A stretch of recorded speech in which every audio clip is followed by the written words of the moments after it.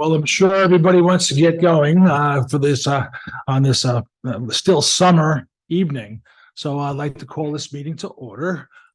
Let's all stand and say the Pledge of Allegiance.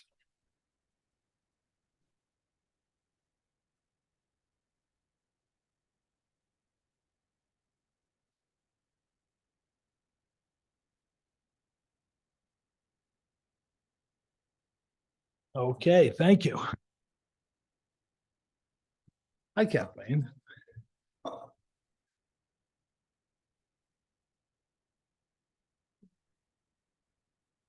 Okay, Cody said he's going to be a little bit late, but I guess we can get started.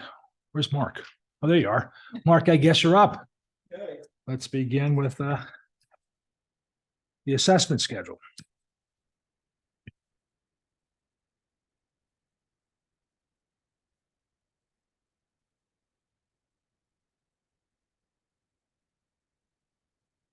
Good evening, everyone. I thought maybe it would be helpful if we took it two different roads. We'd do the K-8 first, and I can bring my K-8 people up, and then we can do the 9-12 portion of the assessment calendar and bring the 9-12 people up. This way we don't do musical chairs back and forth. Very organized as usual. That sounds good to me. Thank you. So if I could have my K-8 group come up.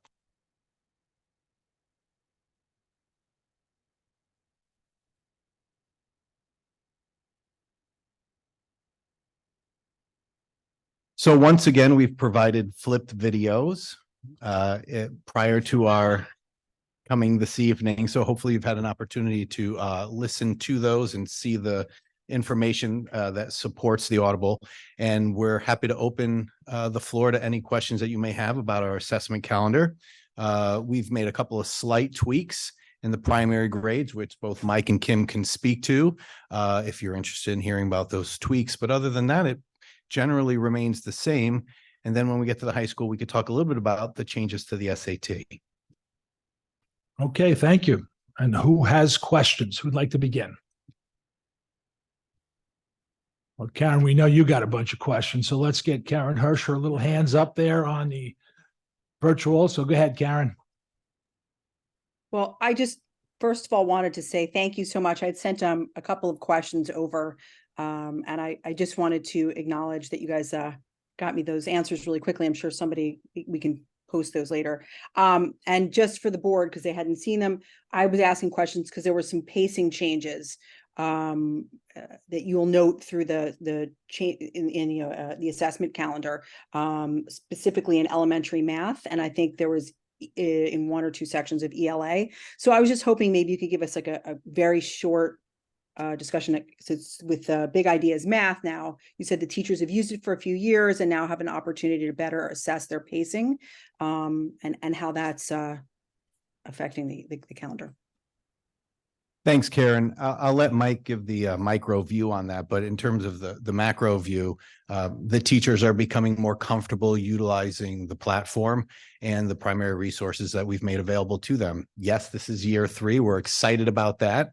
And so with frequent use comes efficiency. And so the teachers are becoming more efficient in their ability to plan and implement lessons on a daily basis. And what we're finding is, in the feedback from teachers directly to Mr. Reed, is that we were able to adjust the pacing calendars this summer. So do you want to talk a little bit about that, Mike? So Mark summed that up pretty well. I think the other driver behind all of this is the fact that in grades 3 through 5, which are SBA testing grades, we just never get through all the curriculum before we test for the SBA. And so if we start even a week late or 2 weeks late with our math curriculum, we don't get to the end, which is typically geometry and measurement, which are always the questions the board asks. What are we low in performing in? And it's the stuff that we don't get to. What we've found over the last 2 years is that the things we do teach, we perform well in. So what I did this summer was I created an actual pacing calendar, which we pushed out at the beginning of the year, that essentially said, do your prerequisite skills assessing the first week of school and then hit the ground running. Time is of the essence, specifically in grades 2 through 5, which have the most things to get through. In fact, grade 2 has the most standards to get through. But lucky for us, we don't have a testing sort of schedule to be beholden to. We can take the whole year to get through it. So that's kind of the reason why you're seeing those shifts. So as a result of that pacing calendar, we were able to shift some things up in marking periods, and that's why we are where we are. Thanks. And then the other question that I had asked about that, and I think others might benefit from, is that we switched this year. The state took our recommendation. It is allowing us to use Diebels as our screener. And I had asked, how many other districts were using it. I was just curious to see if, the state might then choose to add that as an accepted a program. And then the other question I was asking about comparing data that we had from STAR for students that might have been on the cusp to keep our eye on versus Diebels. And I know you guys gave me a really succinct and interesting answer on that I thought others might want to hear a little bit about. Yeah, I'm happy to kind of elaborate on what we talked about via email. So the first thing is Diebels is an approved universal reading screening tool by the state of Connecticut. So it is on the approved list, which is why we moved to it. While they are similar in nature, STAR and Diebels, they're both universal screening tools. Their measurements are a little bit different, and their calculations are a little bit different. So they're not comparing apples to apples. However, there are risk colors and risk associations with both of them. So we have the historical data of STAR. Our data teams look at that, those indicators to flag students. And so moving into this year, we'll have Diebels scores by the end of the month, and we'll be able to look in Linkit, which is great because we have all of our historical data in there, and we'll be able to see not only our new scores in the Diebels platform and on Linkit eventually when we download them into there, but we'll also be able to look back and see the historical for each of our students. So I'm really excited to be able to see that data and catch our kids early. And I think we're going to be really happy with the data that we get from Diebels. So. Thank you. I hope that I hope that will help assuage fears that with a new system we might be missing students. But I think this will be a better opportunity for us to see students that need support sooner. So thank you. Karen, I just think I would want to add to that, because you're always very good at making sure the public is aware of some of the things that we're doing internally. I think it's also important to note that the reason we migrated from STAR to Diebels is because STAR wasn't on the approved list from the state of Connecticut. Thank you, Karen. Thank you, Mark, for pointing that out. And thank you, everybody, for the support on that. Mike, you have a question. Like Karen, I sent some things ahead of time, and the team sent me their answers back, which was helpful. I didn't get a chance to read them because they came this afternoon. So, but I just opened it, so I don't want to waste folks' time. I do think for the purposes of public conversation and whatnot, there were some things that's worth talking about.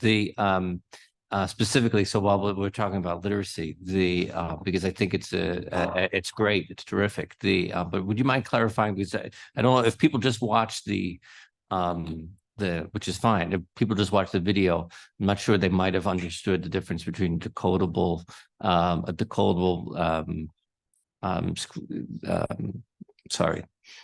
text. Well, no, not text. The running record, decodable running records, and what used to happen. So yeah.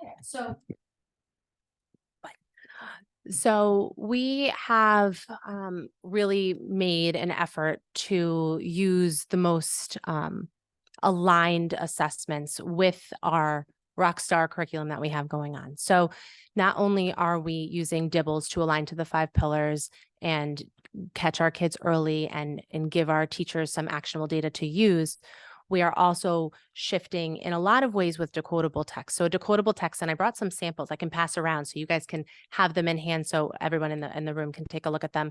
But a decodable text, I remember someone asked, what is a geode at the last meeting that we had? And geodes are our small group set of decodable texts that are knowledge building and align with the scope and sequence of Foundation. So what a decodable text is it exposes kids and holds them accountable for reading the phonics patterns that they're learning in class. So we give them a text after they've learned a certain skill. We give them a text that has that skill and every other skill they learned before that, So they have actionable practice in context in a book with those phonics patterns. The difference between a decodable text and a leveled text is a leveled text is the primary purpose of it isn't to be an accountable text to phonics. It has a variety of phonics patterns in it, and some at different levels have phonics patterns that kids haven't been exposed to yet. So it encourages, it makes it hard for students to read some of those words. So in our younger grades in K and 1, where kids are still learning all the phonics patterns, we want to give them a text that teachers can now see reading behaviors. How do kids tackle words?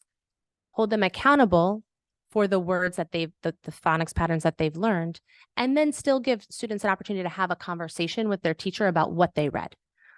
Oftentimes in leveled text at kindergarten and first grade, what happens is that there's words in those books that they haven't been exposed to the phonics patterns yet. So we don't know if it's a matter of they don't know the phonics patterns because they haven't been taught it and we're holding them accountable for it. So this is a way to wait until our scope and sequence for phonics matches up with authentic or leveled text. I hope that makes sense. Let me grab the book so you can kind of take a look at what the difference is. Oh, Would you like me to pass them on? well, let me give you a little bit of so we have, and by the way, both leveled text and decodable text are appropriate at elementary level. It's the amount of text at each level that we get. We want to give our kindergartners and our first grades lots of opportunities to read in decodable text so they get comfortable with practicing the phonics patterns that they've learned. And we want them to get to authentic text. We want them to read Ramona Quimby. Like, why wouldn't we want them to read this? But we want to give them lots of practice here, and having a balance of texts in both areas for K2 specifically, and then they won't need decodable text past then, right? So this pile here that I'll pass around are considered level text. Authentic text, teaching kids lots of things, but very not controlled phonics patterns. So take a look at these. And then these, you'll get to hold their geodes. The kids always mention when I come in, the teachers are always like, they just love to feel them. So make sure you take a good feel. They're very, very soft and buttery. But you'll notice this is a text set in first grade. If you notice on the back, there is, it'll show you the alignment to foundations. It'll show you what level and what unit. These are like after you teach that, they should have all the phonics patterns ready here. The difference with the geodes, and you'll see, is the pictures are beautiful. The story is cohesive. They come in sets of 4. So all of these, this is a text set of books that kind of build on each other with theme and content. So we're teaching background knowledge, we're teaching vocabulary, and we're teaching things that build upon their knowledge. So let's see if you can guess what the content is here. So that's awesome, right? Much needed, obviously, for anyone who's been following anything about science of reading over the last few years. Help us understand, if you could. So in the upper elementary, right? So in 3rd, 4th, and 5th grade, I'm trying to understand and compare it to math, right? So because in math, it sounds like now we have IXL monthly.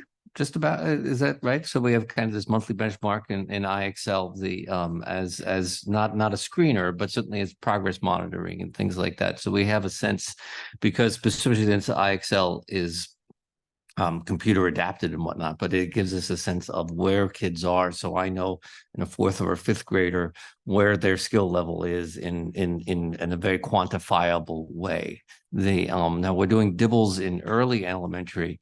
How do we track in upper elementary when those students that are, the students that are on grade level and great, but as far as, I don't know if we're using Lexile or anything like that, but how are we tracking where those students in the upper elementary without the DIBELS to make sure that they're making that accelerated growth? I guess it's a concern.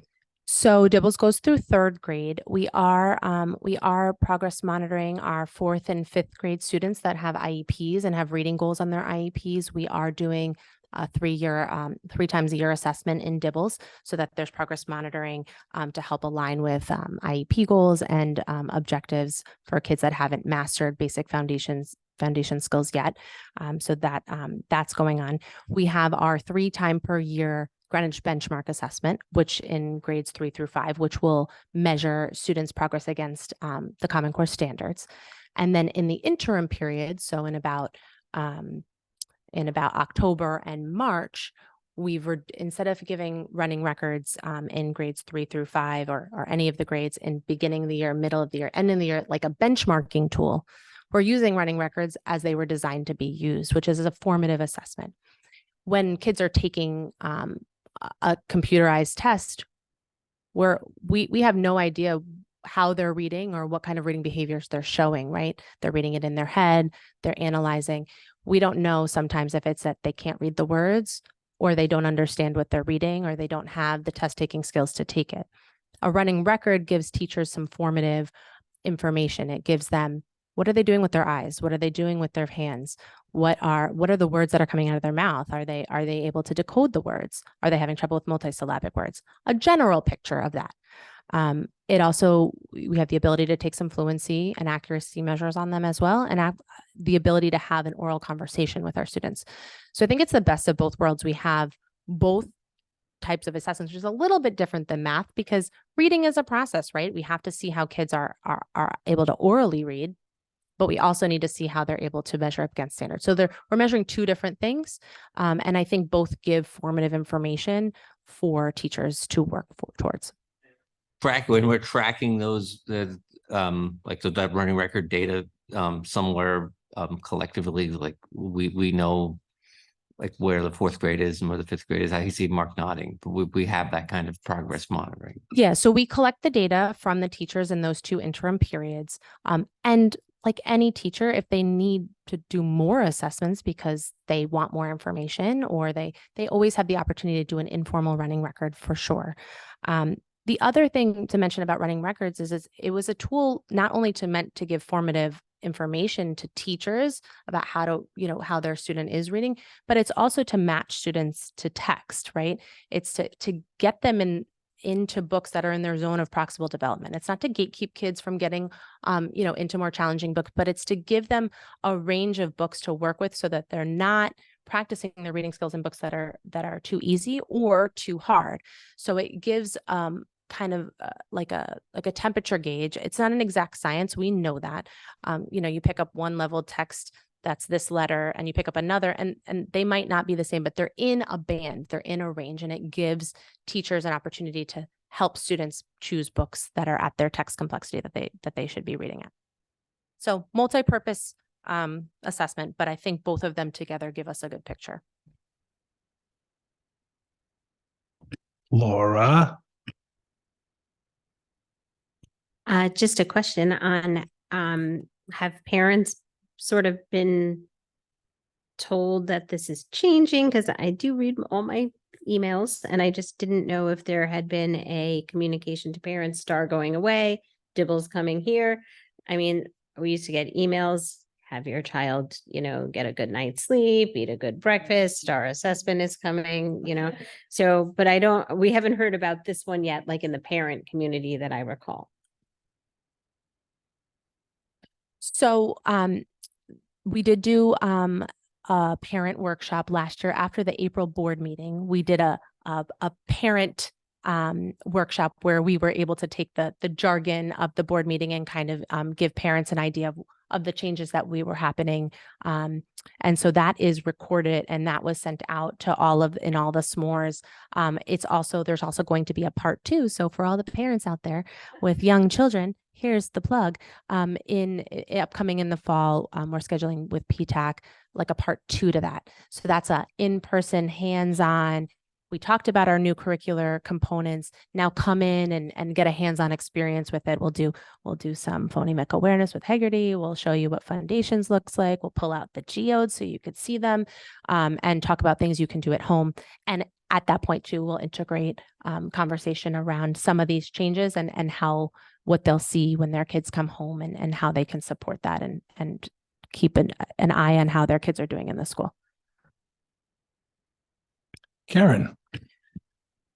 So with the STAR assessments that came home, right? They come home in the little envelope that they weren't supposed to open on the bus, and they all did. So I know one complaint or constructive criticism, what we had often heard about was that parents just didn't know how to read them or understand what they were looking at. is part of this rollout and what you're talking to with parents going to give them the background and education, so when the piece of paper comes home, they know better what they're reading and understanding on how well or where their child needs improvement. So I will say that the home connection letter, if you will, from Dibbles is rock solid. It will give you the score. It'll give you, it's very parent friendly. It comes in, Spanish and English, and it will tell you, here's the measure. This is what it's measuring. This is what your kid can or needs work on. And it'll give parents some tips for working on those skills as well, embedded in the letter. And Ms. Lau and I are working with Amplify to see how we can get that actual letter imported into the parent portal as well.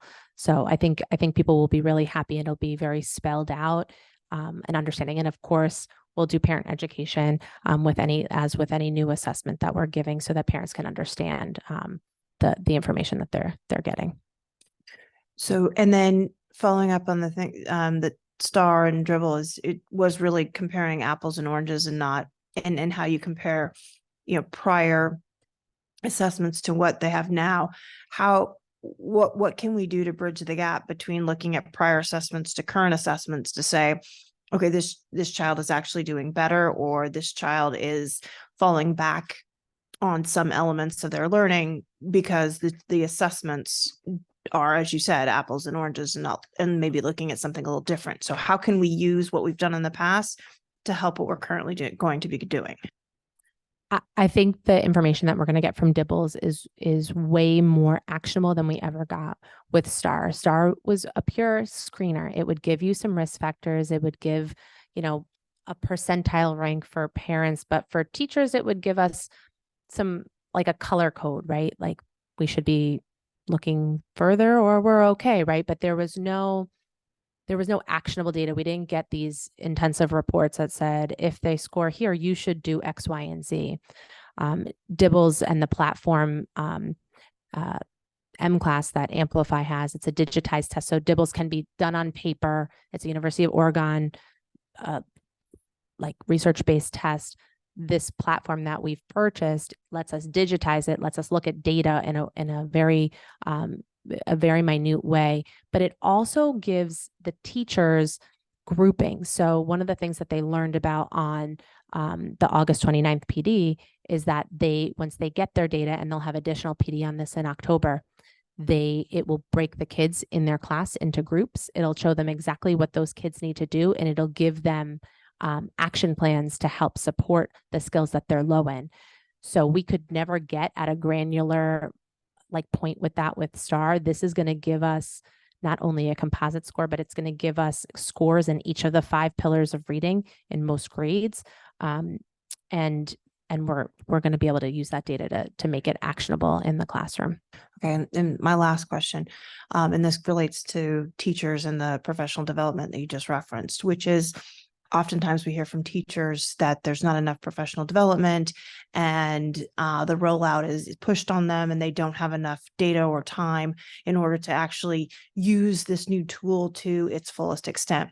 So I'm just curious if we've gotten any feedback yet from the teachers to understand, do they like this tool? Do they think it's have they gotten the correct and the proper amount of education on how to use it to its fullest utility? And are we going to hear in a couple of months that this is something that was too rushed and they don't have enough background for it? That's a great question. And it's something that I'm really was very cognizant about. I've had experience with this platform in a different district, so I had a really deep understanding of where the pitfalls were and how to avoid them. So back in May, I had all my literacy specialists and appointed designees from the building. We got to have up to 30 people come to a train the trainer session. So we did a train the trainer session with Amplify. We have we got the slides, we got our key literacy people trained first. We had a debrief session with them about what did you think? What do you think teachers are going to have trouble with? What do you think we need to do to best support them? And so they gave their feedback. We had a full day of training on August 29th with our K-3 classroom teachers, our assistant principals went, our principals went, our ALP ELA teachers went, our ESOL teachers went, and our literacy teachers, and all of our special education teachers went as well. So we have a plethora of people that have the knowledge and the training. While that was going on, our literacy specialists got together, took the materials from the Train the Trainer, and designed another opportunity for teachers to practice one more time in a group setting to get extra support from their peers on our first program meeting, which is on September 13th. So all the teachers will have another opportunity to practice. Now, with anything new, it's going to be, it doesn't come naturally if we've never done it before, but we're going to practice, we're going to get better, we're going to give ourselves grace, and we're going to, take a look at that data and make sure that, we know the first administration is going to be different because it's the first time, and that's okay. But we're going to use that actionable data to make some instructional decisions. Later on in October, on October 9th, our administrators are getting a leadership training from Amplify. So they're going to come and get an understanding of how to use the platform at a school-based level. And for myself and some of our coordinators at a district level. And how do we monitor the data in our school? How do we monitor it from a district perspective so that we know the kids that we need to reach, and we know what we need to do with that data so that it is actionable and that it is meaningful and that we do catch kids early. And then finally, at the end of October, all of the aforementioned teachers that have already been trained are going to get another half-day session, how to use that data that they got from their students to how do they analyze it, how do they use it to inform their instruction in the classroom, and how does it become an instructional tool for us while also becoming a screener. And I think that's what STAR lacked. It didn't have the instructional tool part. And to your point about progress monitoring is built within that system, and there's an opportunity to progress monitor the skills, and it works beautifully into our MTSS process. So I hope, and as your point about feedback, there has been a survey that went out from the PD, and I'm currently analyzing those results and creating a question and answer document and trying to provide as much clarity to the people that are on the ground doing this work. So I hope, we'll continue to monitor that as well. Kathleen. Sorry, I just have to have Bonnie speak before we leave this section. So, all things ALP. I guess what is and I'm sure it's in here, but what is this grade 2 assessment schedule now, grade 3 assessment schedule for children to enter an ALP? I know STAR is gone. It looks like you're continuing to use COGAT. You'll obviously continue, I assume, to do those longer analyses, those tests that we're going to provide open access to whoever's interested in getting into the ALP You're program. very funny. We are not New York City. Keep going. The assessments haven't changed. The assessments we're using this year are the same as the ones we used last year. We look at the cognitive abilities test, which looks at the reasoning and is age normed. And then we also use the NWEA MAP assessment, which measures content knowledge, which is at grade level normed, but it's actually more succinct. It compares students with the same number of years and weeks of instruction to other students. So those are the two assessments that we use. Sorry, and then staying on that, there was in here some explanation on the differences in grade 3 through 5 and 6 through 8, specifically in ELA, and how I guess you're aligning the curriculum a little bit more to the general education. Is that correct? The ALP curriculum for 3 through 5 in ELA? Oh, I've gone to the next report. Sorry.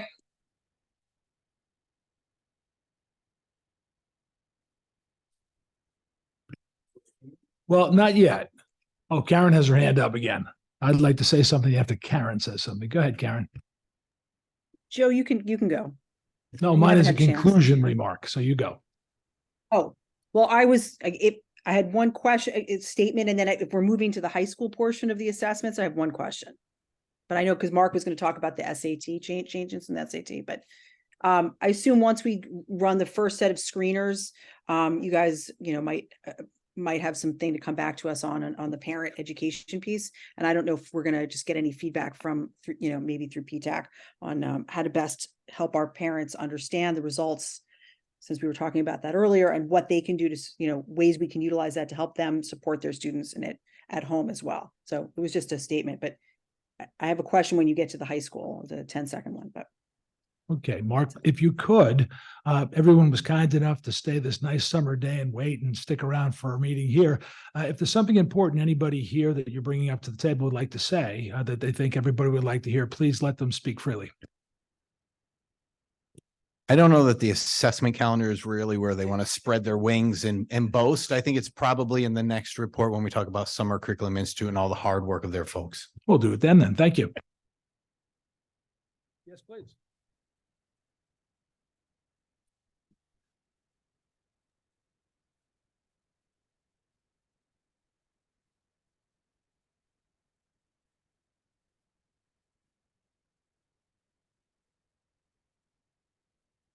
Okay, switch made. Karen, you had a question.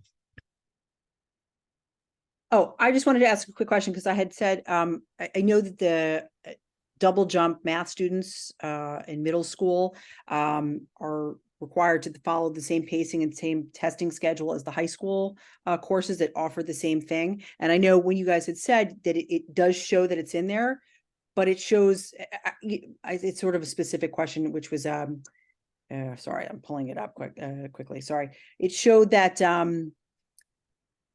those testing, for instance, I'll just use the third or fourth marking period for geometry, for instance, it says units 4 through 6 midterm, but I know the high school midterm covers the entire first 2 marking periods when it's a midterm. And then again, for marking period 4, where for instance, I'm using geometry, it says units 10 through 13 final, it would be the whole year that's covered. So I was just wondering if that was just a typo, or that was my only question. Cause I didn't know if that was included in there, or if it just should be. You're asking a question to me, not the high school there. Could you possibly rephrase what you were saying? Cause I'm not exactly sure what you're asking.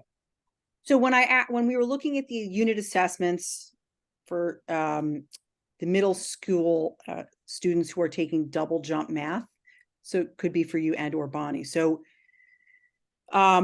they are required typically, or they had been in the past, they're required to follow the same pacing as the course in the high school, because it's a high school course that they're taking. And they are typically in the past were required to do the same midterm and the same final that the high school courses are doing, because it's considered in line with that. So I hadn't seen that noted in the assessment calendar in that manner. So that's what I'd ask. And you said we do list them, but for instance, I'm using geometry because it says like the midterm, it says units 4 to 6 midterm. But if it was the high school, it would be the midterm covers the gamut of the first and the second semester, not just like 3 chapters. I think you mean the final, correct? Well, the midterm, and then again on the final here, it mentions geometry units 10 through 13 final, but it wouldn't be 10 through 13. A final would be the whole year. I got it. I understand what you're saying. So in the assessment calendar, it's showing you that those things are assessed in that quarter. There's a unit 10 assessment, a unit 11 assessment, a unit 12 assessment, a unit 13 assessment, and then the final. The final is not just encompassed by those, doesn't just encompass those particular chapters. All those things are happening in that time frame. Okay, so that's just my misunderstanding and misreading. And I guess I read it as the assessment was just covering those, but those are end of unit assessments plus a final or a midterm. Correct. Right? Thank you. Okay, anybody else questions? No more questions?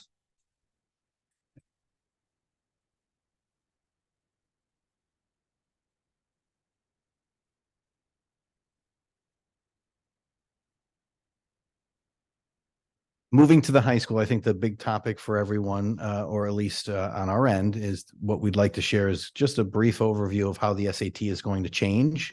Again, from a macro level, the amount of time, it will go down from 3 hours to 2 hours.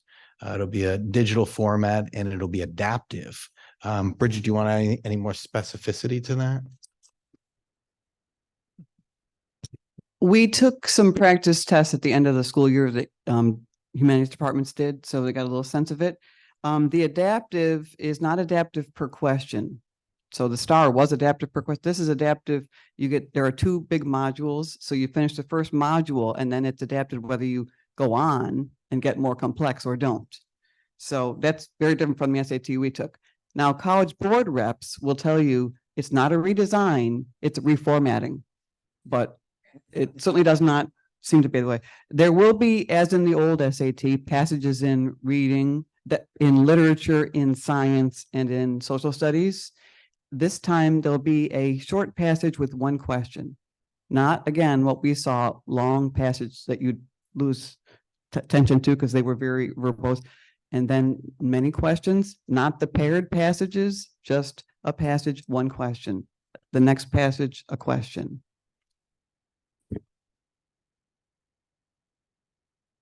Kathleen? I mean, I'm obviously in the thick of this with a junior, so I am, and I know you are with a senior and junior as well, but how the PSAT had already made the shift, is that right? They had already gone digital or no? Digital, yes. But not adaptive? It's not adaptive. It was not the new test. Oh, so that is the difference. So I don't know if this has been, it seems that the communication amongst the parent community has been to take it now. Just so you know, the parents are sort of saying, if you're a junior, just sign up now and take it in the fall. Don't take the risk of taking it in the spring. When we change it.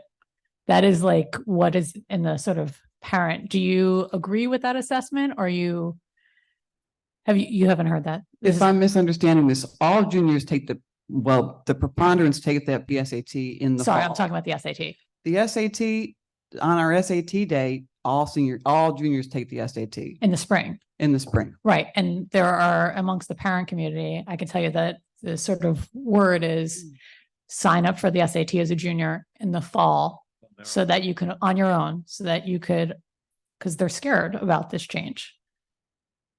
Should they be? It's really hard to tell on the face of it in terms of looking at the passages. And in terms of attention, the new one may be easier. It's shorter. You don't have to maintain all that long time. That was an endurance test.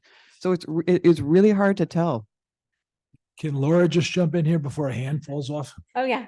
I mean, parents are freaking out. So, the other advice we're hearing is don't do it. Just take the ACT, forget the SAT altogether now that it's test optional at so many schools. They're just saying, don't even go there. And I don't know if that's sound advice or if you think they should be less petrified. Can Christina jump in? She has something to settle on nervous parents. Because I lived this, I'm older than you guys, when last time they changed the SAT, there was equal parent hysteria. So it's history repeating itself. So for what it's worth.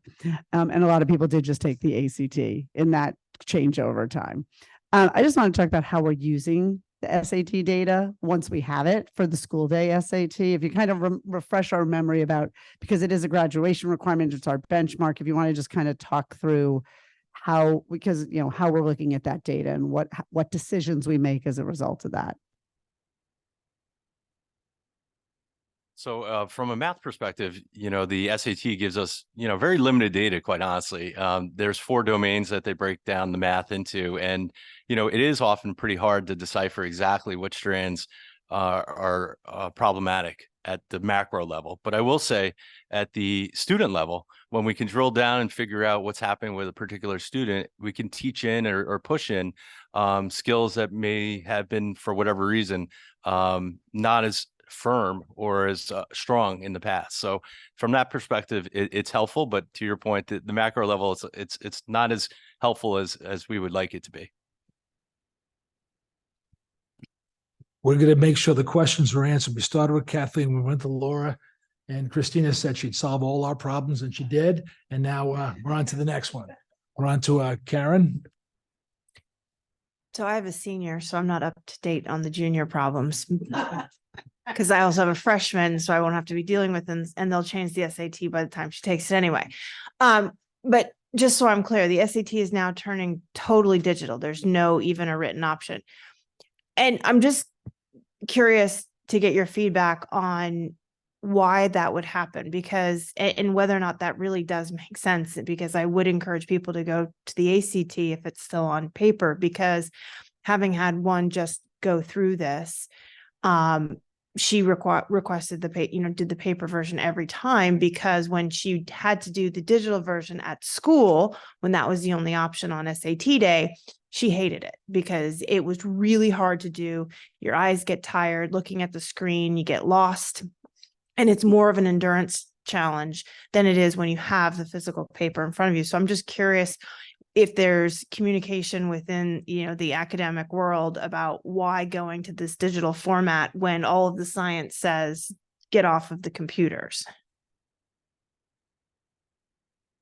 There's not really a lot out there that's talking about the detriment of moving forward. And again, I think with any change, it's going to take us down a road that we haven't gone before. So I think some of the questions that you all are asking would be better answered after we live the experience the first time. One of the things at the high school, We won't be living it. Our children will be living it. And This is- therefore we will well- get the wrath of whatever that is. very true. One of the things that the high school has already started to work on, and Bridget, you can talk to this in a little bit more detail. We're really honing in on our school improvement plan to embed within our action steps meaningful ways to target instruction around key areas of deficit that we've traditionally seen in the SAT performance. And in particular, in our ELA results, I know, Bridget, that we've talked that this is really going to be an interdisciplinary approach, because it's not just a reading test, and that there is Test across the discipline. across the disciplines. And so that we really need to involve multiple departments in the improvement plan. So do you want to talk a little bit about those actions? I would say also they call it a reading and writing test.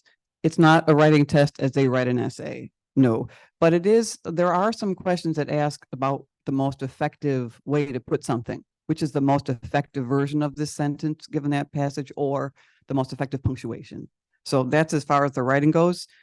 For all of our action plans in our SIP and in the teachers' plans, we have various stages to see where the kids are starting, each teacher, where that teacher's students are, and to follow them, monitor them in the course of the year. So, for example, in the English department, we looked in both Linkit to see the 8th grade scores, and in the 10th grade teachers could look at last year's PSAT scores, since all 9th graders took that PSAT, 10th graders took the PSAT. So we've looked already at their scores. So our incoming juniors, we've seen their scores. We know who's in the red zone, and teachers know in their own classes. They can break it down by class, and they can see who in their class will really need that extra attention.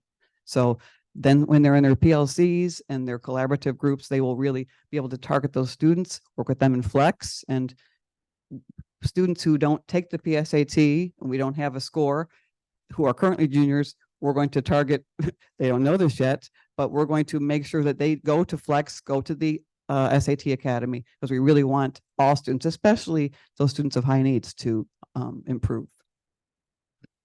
Karen Hirsch was first, and then we'll go to Cody. So go ahead, Karen.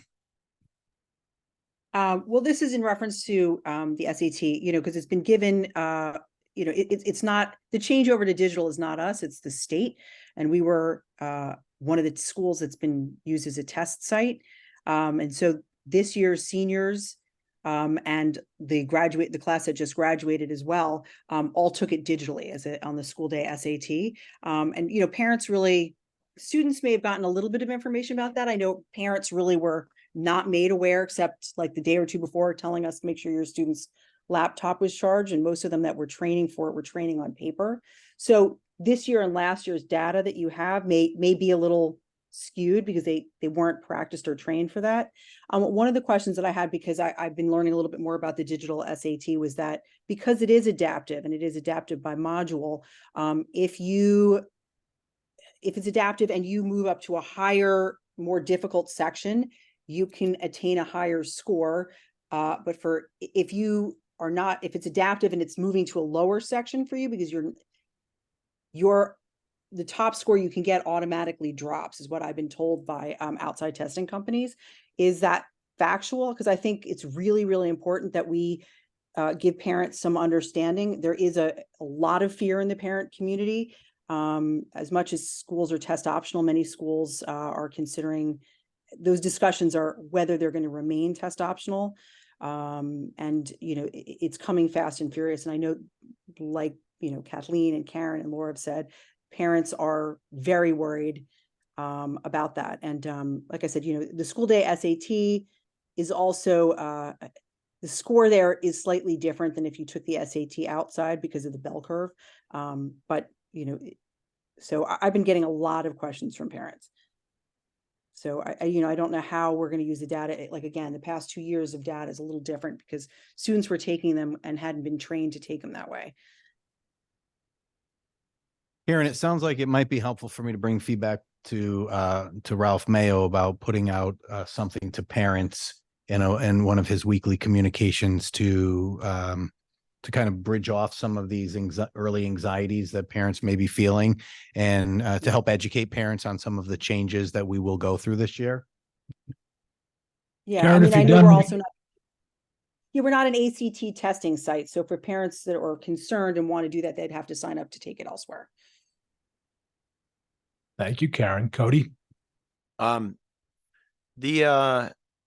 standardizing of the scoring, do they do it on a bell curve per test, or do they do it on some kind of look back bell curve with multiple tests taken? Do you know? Per test? Yeah. So the one thing I think might be interesting, just to I was thinking about Christina's question of how we actually use the data and stuff, is do the scores get reported automatically to the school, or it would be very interesting to see. I'm sure some handful of students will take both, the last written one and then the computer one, to look at the data around that and make it available to parents on a blind basis of if you see any variation between the two, or maybe you see variation in certain areas.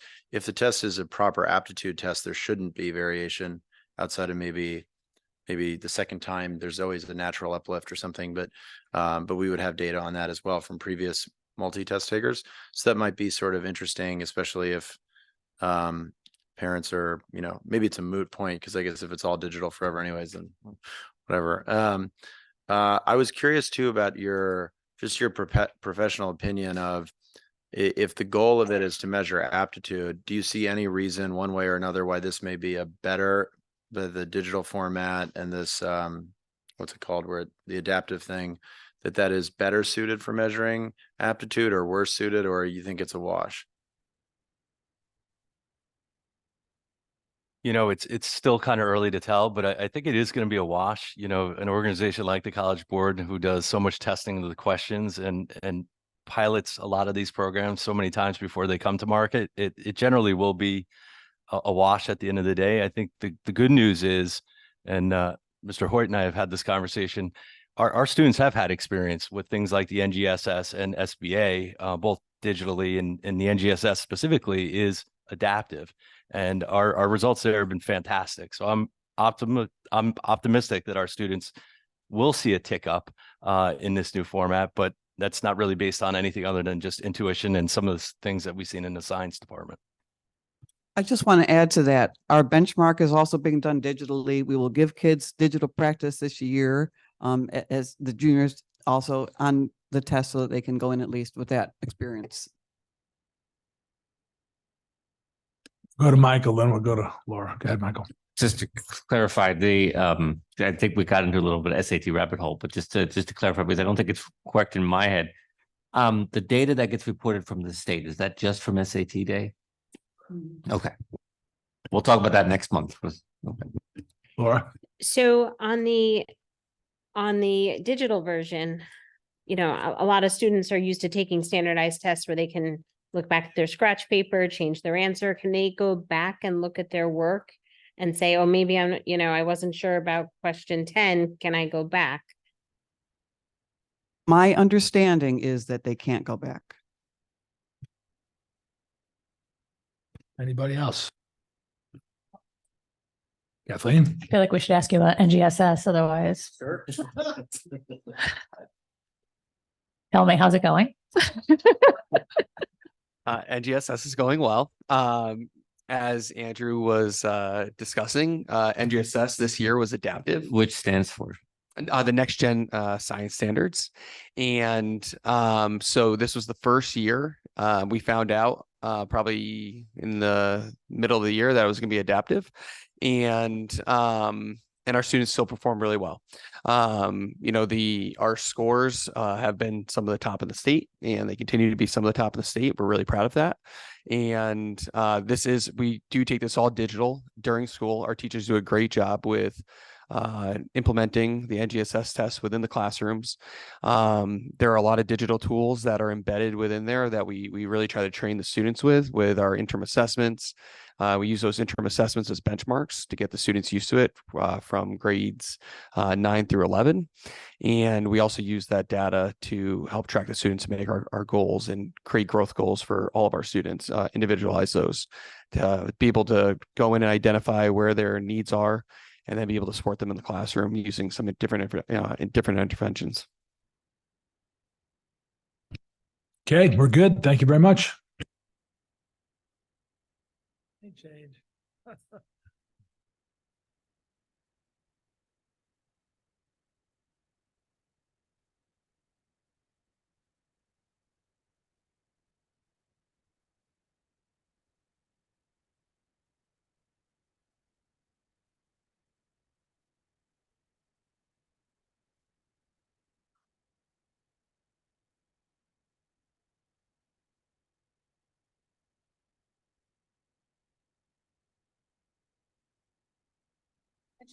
It's yours. Bright-eyed and bushy-tailed, Tara. Quick, a question. What do you got? Hey, Mark.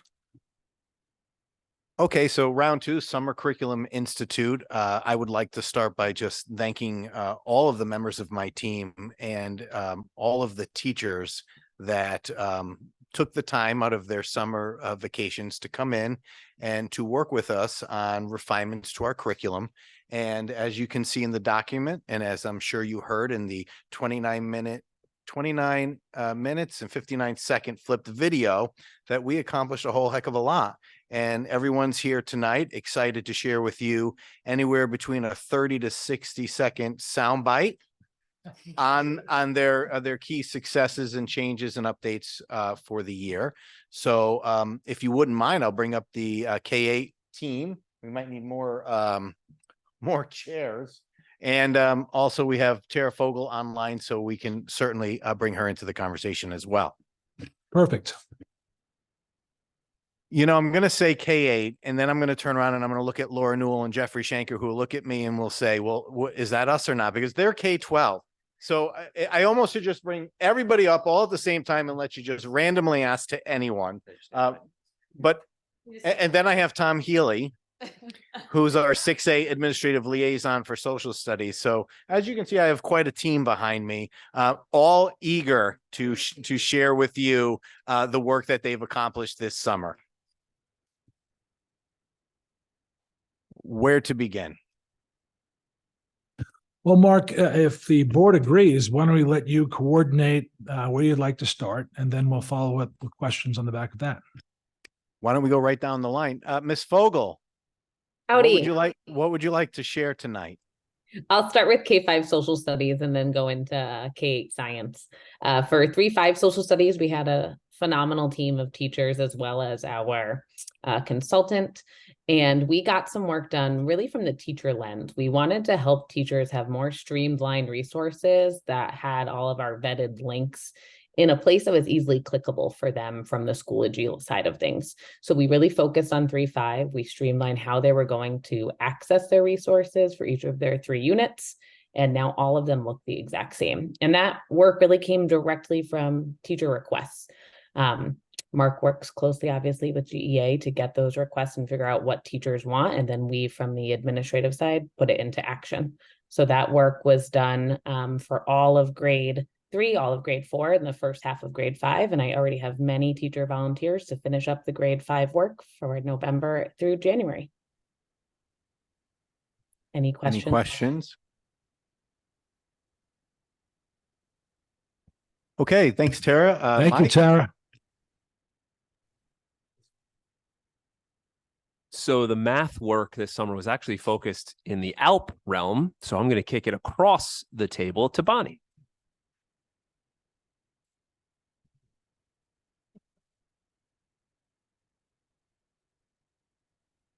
What we did within the ALP program with math was we took the feedback from the work that we did last summer. Last summer, what we did was we looked and put together skills checklists for the students to get personalized plans if they were struggling with a certain concept. What we did this summer was we were looking for those advanced students among our advanced students, and how is it that we need to enrich more for those students. So we expanded those skills checklists to include for students across the full continuum within the ALP program. Questions? Okay, Mark. Let's go with Kim.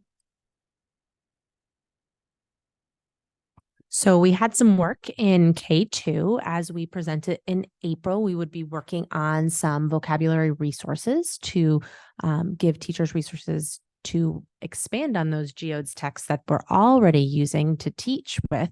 Oh, they got held up. He just didn't want to let them go. So the GEODS texts are the ones, that you're getting right now.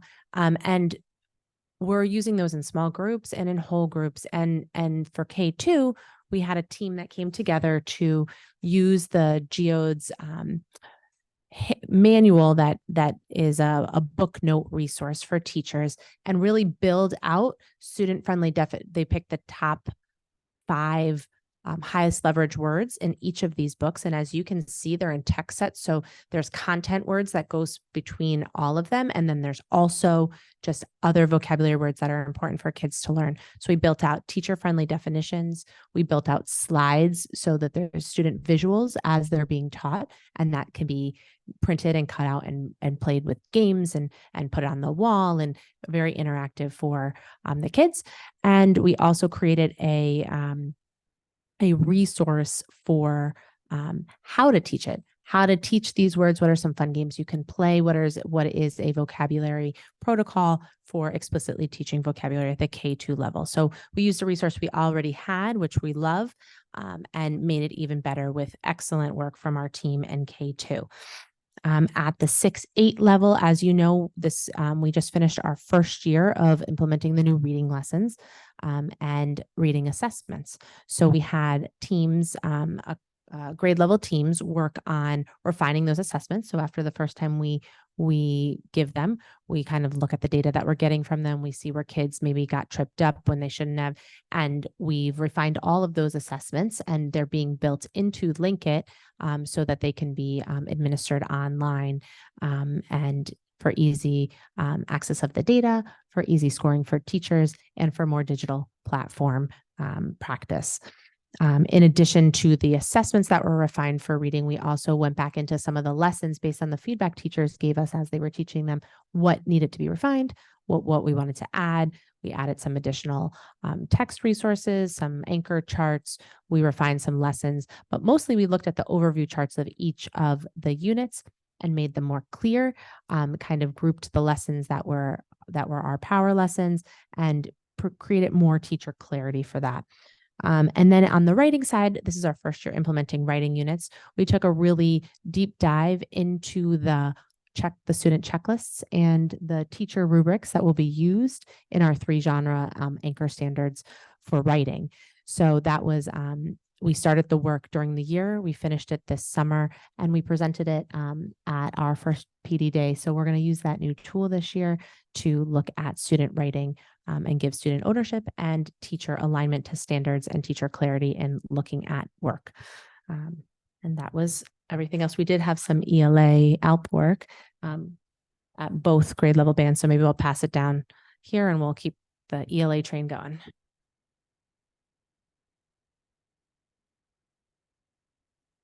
In the 6A, what we did was we, again, looking at those reading units that the teachers had just done, what we did was we looked at the enhancements after they've lived through them as to what needs to be refined for our advanced students in our 6A, 7A, and 8A classes. So we just continuation of that work. In the 3-5, what we did was, again, another continuation of the work that we did last summer, that the teachers had, the teacher feedback was that they wanted some additional advanced resources, some advanced reading passages, some advanced rubrics. And so what we did was refined those units. Kathleen had asked about the alignment, and those units are aligned in order with the classroom units because it allows for a more cohesive experience for all of the students, especially when there's cross-curricular connections that can be made. Christina. Bonnie, just thinking about when you talk about the enhancements for both the reading and the math, could you kind of just talk through the process? Like when you say you're looking for enhancements, how that comes about? What do you do? Is it a committee? Are you looking for materials? Just kind of how it happens.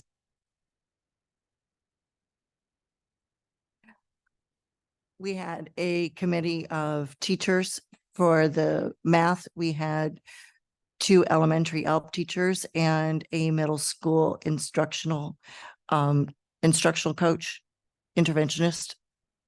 math interventionist. And what they did was they looked through each of the units, each of the lessons within those units, and then looked at materials that we had on hand and some new supplemental materials that we were able to purchase this year, and looked at exactly how that matched within each lesson and what is it, would you recommend compacting or would you recommend replacing certain lessons? So that way, basically, now it's really much more standardized. And standardized is probably like there's a universality from building to building in terms of the options available and what's the tools being provided to the staff. So they have kind of a menu of things to choose from, correct? Yes. Kathleen. I was waiting to be called on. I'm such a good student. Seminar, because I know this has gone back and forth. Is that still associated with the advanced learning program, or is it is in 6th grade? It opens up in 7th. What is it's gone back and forth? It's now an academic elective at the middle school level. Got it. Okay. Very good. That makes sense. Thank you.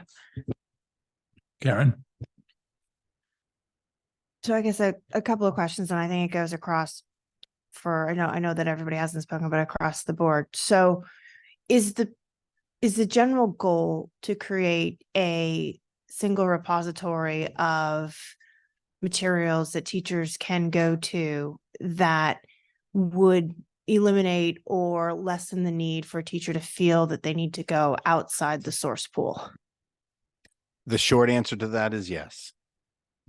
So then what would be, since the answer is yes, then, what would be the need where, a teacher would go outside the source pool for what they're looking for? And if they are going outside that source pool, is there a way to sanity check that information before it appears before a classroom? I'm glad you asked that question because it allows us to remind everyone that we have a vetting rubric that is available to all of our staff. And we strongly encourage them, if they're going to bring in resources beyond the primary resources that we provide to them, that they should always go through the vetting rubric to ensure that they're appropriate for the students in front of them. But again, our goal at the Greenwich Public Schools is to provide teachers with daily resources so that they're well equipped to get in front of students to implement their lessons. And that we don't want teachers to have to struggle to find content, because when you ask teachers to go out and find content, you then lack consistency between classrooms, grade levels, and schools.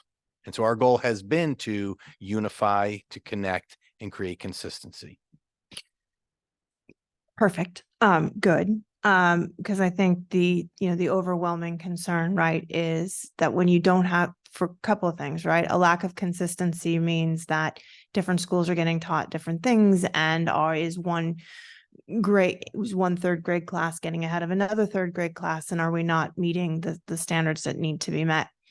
But on another level, obviously, there's a concern of outside sources being used, that we have the hiccups that we've had along the way that obviously we would look to prevent, which leads me to my next question, which is, there were supplemental materials that were added to that, Bonnie, that you had just talked about. So the question I have with respect to the supplemental materials, how has that gone through, and how do we decide that passes muster to bring into, the Greenwich academic, rigor here, as opposed to, because obviously the board hasn't seen those supplemental materials, so we can't weigh in and say, yes, we agree with you. Which I would argue that we have a policy that would say that we would, although I know that there's a differing of opinion, but I'm not going to go into that tonight. So the more important question I have is, what are the rigors of what is the process by which all of these supplemental materials are reviewed to make sure that no one would perceive them as a hiccup when they appear before a class, and that they meet the standards that I think that this board would approve. Mike, do you want to talk about what we did when we were looking at those supplemental materials? So in the past, actually, let me set the stage first. So with regard to ALP math, we have 11 very distinctly different schools. And in some cases, we have students that struggle to keep up with the actual ALP curriculum that we provide. And in other cases, we have kids that are ready to go way beyond it. So as a result, we went back into a well that we had used years ago, and are using a program called A Cubed, which is a problem-solving program, which is aligned to the Connecticut core standards. So I would say that our barometer is to make sure that it's aligned to the Connecticut core standards completely.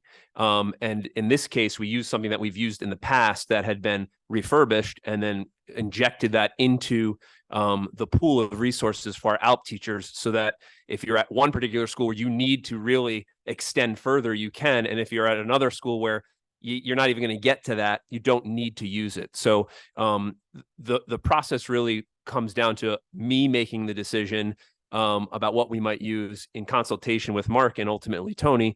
But in this case, we didn't pick something new. We just picked something that's been refurbished that we've used in the past that's aligned. So obviously, I understand with respect to math, but what about on the English and history sides?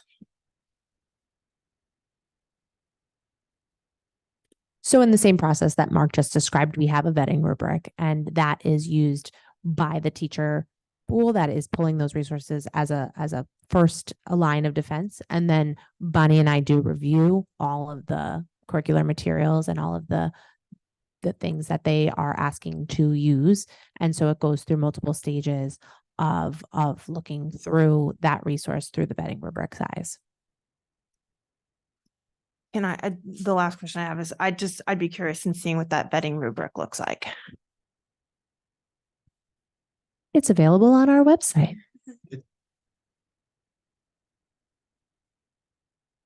Okay, it's okay. Could you conveniently send me the link in an email when it's your Thank you, Mark. convenience? Thank you.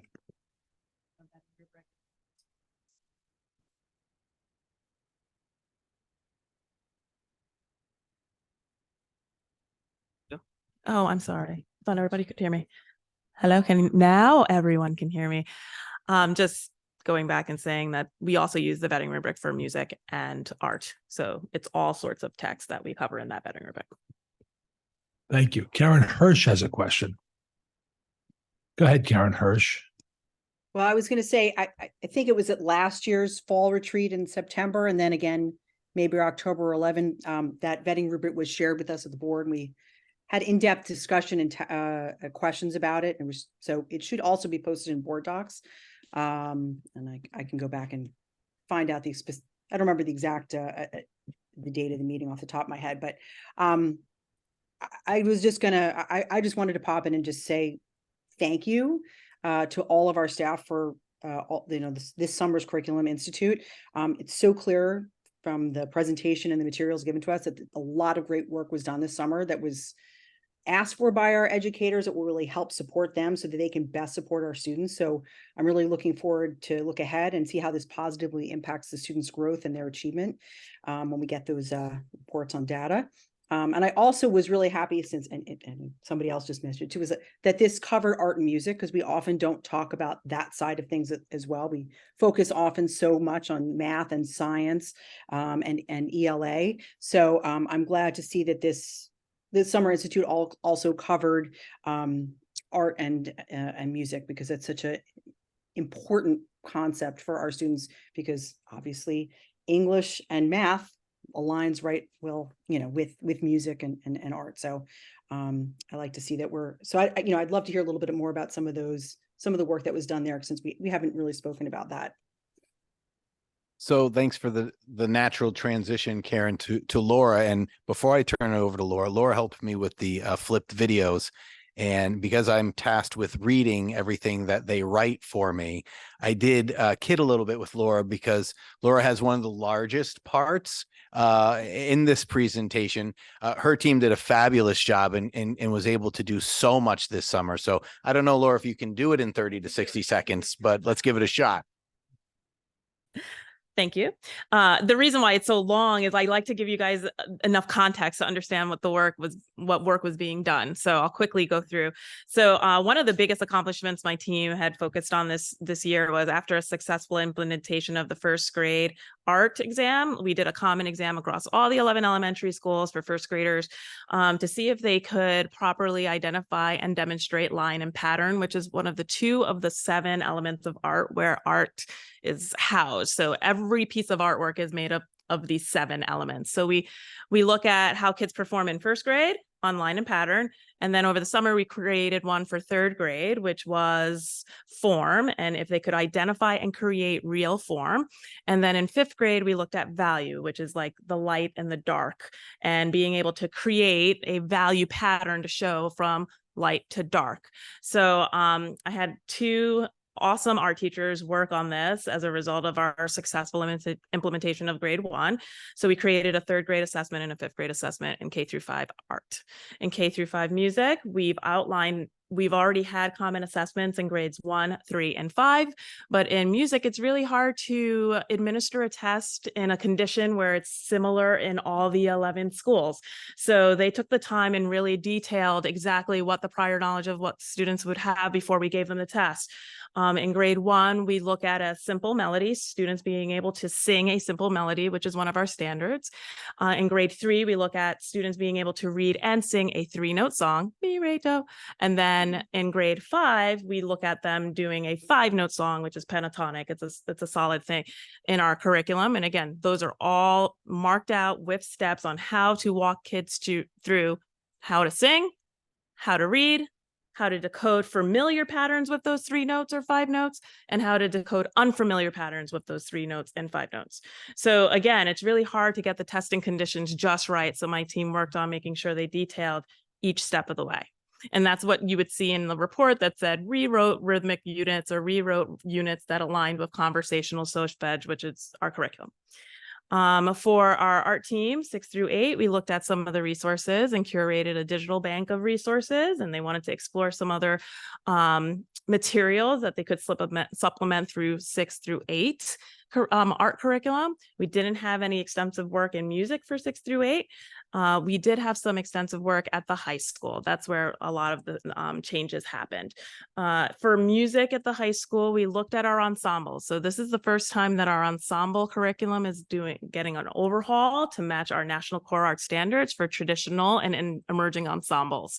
It's a completely different set of standards when you have students playing instruments in a room, all different types of instruments.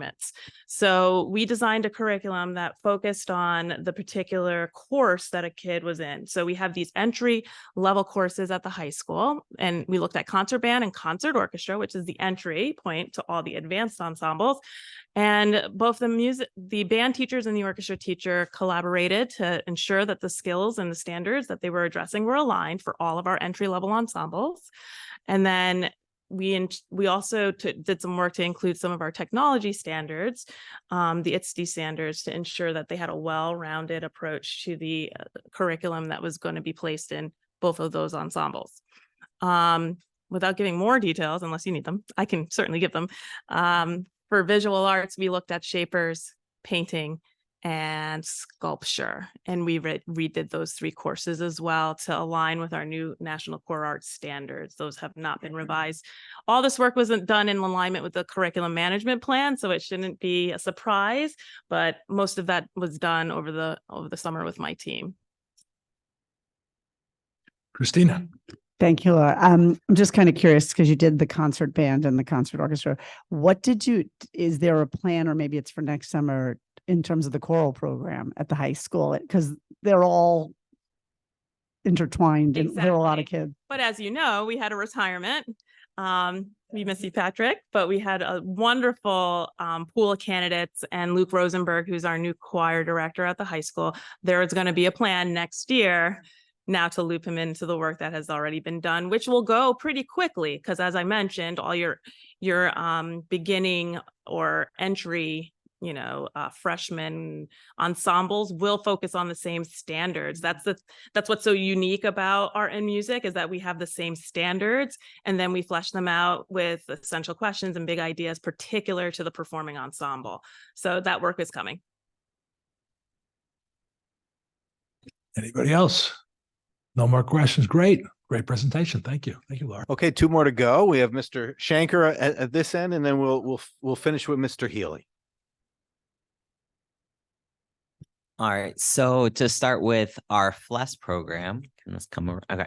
So FLES program, we looked at grades 3 and 5 specifically. And one of the things Christina and I will talk about next is vertical articulation, and we're really working on that. So for 3rd grade, one of the things that our teachers felt was that we wanted to go deeper into the certain content and the themes that we were studying. So what we did was we looked at those themes, we pulled out particular content that needed to be dispersed into other areas, and then added in more depth and more breadth of assignments and activities for students so that they could really practice the language. And that bleeds into what we're trying to accomplish in 5th grade, where we looked at our assessments and we looked at making them more proficiency based. So we want kids to show us what they know with the language, while our students still do performance-based assessments in class. Performance-based is more practice, whereas proficiency-based is really giving kids the ability to go as far as they can. And that gives the teacher an understanding of how much they actually know and can use the language. For our middle school, 6th through 8th, we focused on something similar in 6th grade, looking at how can we accelerate our students who are coming from a wonderful FLES program. So we looked at that beginning unit of 6th grade, and we looked at some things that were redundant and how we could take them out and then realign the curriculum and the pacing guide for 6th grade. And our French 6th through 8th, through using the new textbook that they got this last school year, they looked at how they could better align the work that they did for the first year, because first year is the year where you experience things. And so they really felt like they needed to go through, look at the pacing, and rework some of the units to make sure that they were up to date and using things that were applicable for students, because we want them to be learning language that they will be using in the real world. And for our native program, both 3 through 8, we did a lot of work on looking for texts that would speak to children about things and topics that are important to them.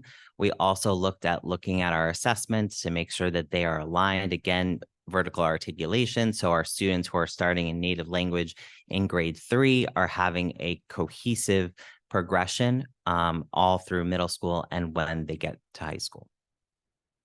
Any questions?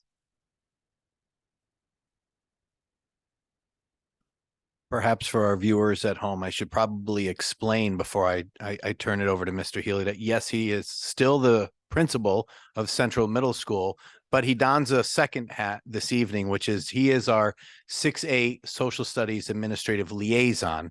And so he will give us an update on their work this summer.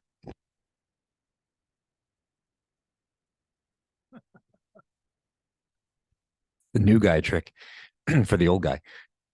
Thank you for that wonderful introduction, Mark. Yes, donning two hats. I recently took over as liaison for 6-8 Social Studies. Very excited to get back to my roots as a former social studies teacher and dive into some curriculum with the teachers. There was a group of teachers who got together from the different grade levels, and we're taking the feedback from the lessons that were written by the curriculum writing team last year to really just do some minor adjustments to make the lessons flow and to make sure that the feedback from the teachers in terms of what was working and what needed to be emphasized was really the focal point. I kind of got to this later in the summer, so they had already done a lot of work as well, organizing a lot of the materials, the resources that were provided, because I think one of the things that they found was that as they were going through the units, there was so much that was sort of provided that one pagers for each of the grade levels with the units with hyperlinks to the lessons, and those corresponding resources were created so that any teacher had a much faster and more efficient way of locating and planning for those lessons. We had a really great first session of PD when we came back to school. The teachers are very excited to talk about the assessments after having taught the lessons for a full year, thinking about the quality of what we are getting from the students from those assessments and how we may need to or would like to potentially just enhance what's been provided to ensure that we're building our student skills. So we really dove in looking at the lessons that were provided as sort of the quote unquote what we are teaching, and started to have some very good conversations about the how and really the why. And we went back and we looked at the vision of the graduate capacities, and we looked at some of those critical skills that we are trying to build in our students as they move through our schools, and how our assessments and how our instruction really brings those out, so that is the focus of the lessons and the feedback that students are getting in the growth in those areas. So that's the work that's going to carry on this year. It's going to be focused on those assessments and ensuring that the lens is correct for what we want for the quality of the feedback our students get in those areas. Questions? Seeing none, Mark. I'd like to thank this group for all of their hard work and bring up the 9-12 folks now. All right. Thank you, everybody.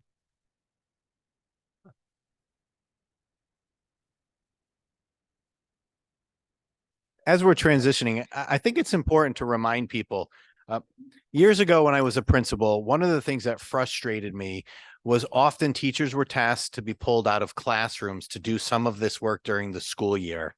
And we have tried very hard since I've taken this position to not interrupt student learning and to keep teachers in front of their students, because that's where they belong.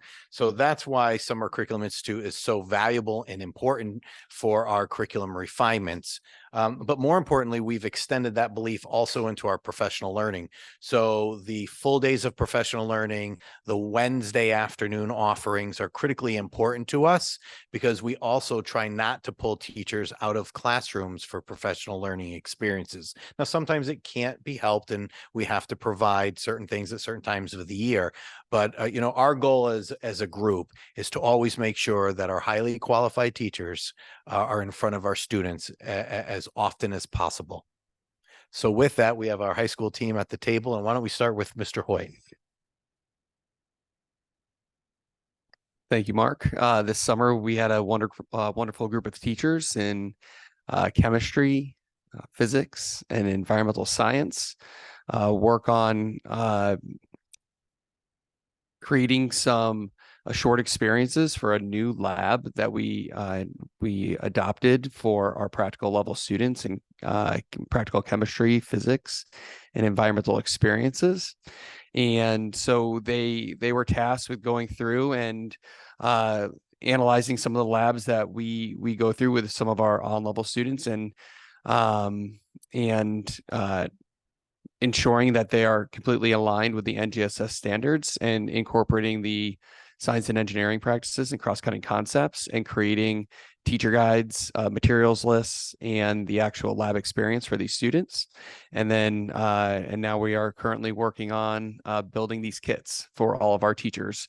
So as they go in and go to perform these labs with their students, they have easy access. And again, each student is getting the same experience within those classes. Christina. So regardless of, kind of chemistry, you have several levels of it or physics, whatever. Are the labs the same for all the levels, or they kind of go deeper at the higher levels, or kind of talk through how that operates? Yeah. So within the labs so all the chemistry courses, if we start as for example, chemistry, all the standards are the same. The difference would be whether how in depth maybe some of the mathematics would go in comparison to an honors chem course versus an on-level chem course and practical course. They're scaffolded differently to help support their learning. But we really try to make sure that all the resources are inside of those experiences, that they will be able to access all the content to be able to be successful. So all of those labs are still rigorous for the students, and they're really asking the kids to do really high level thinking and really engaging in scientific literacy. Thank you. Oh, another one, Laura. So I've just been reading about the challenges in the science department. One of them was monetary constraints for funding for books and other classroom materials. Is that a quantifiable number that you could tell us what you need so that we're better aware? We have. Sure. Yeah. I think, Mark and I have been working really hard on this, and I think we have found some solutions that might not necessarily be significant monetary, expenses for the board. So, but we're still in the initial phases of looking at those things.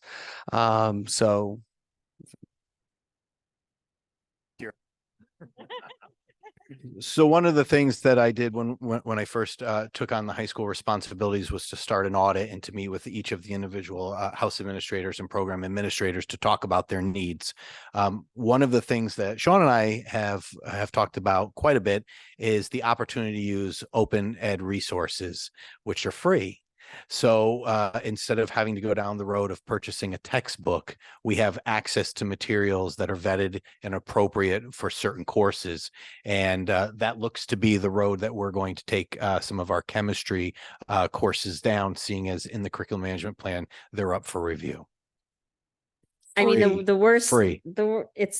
we want kids to stay engaged in science. So I want them to have relatable and materials that keep them engaged and learning. This is one area we certainly don't want to see our students not excited.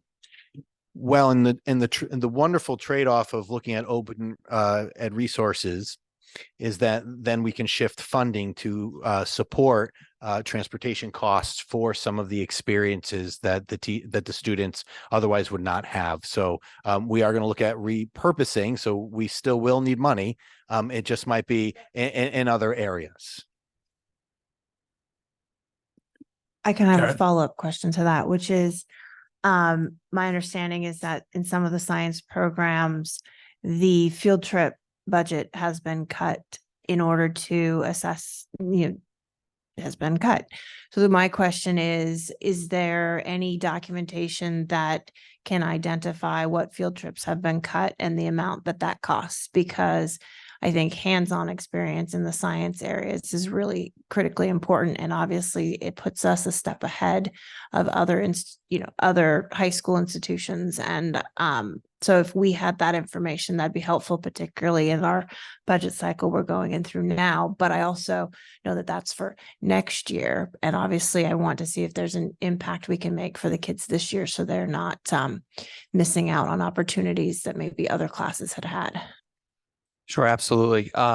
So last year we were tasked when looking at our budget to reduce our budget, and so we had a significant portion of our budget that was allocated for one class, marine biology, which is a staple class at Greenwich High School, and the other big source of funding that we would be from all of our other classroom resources.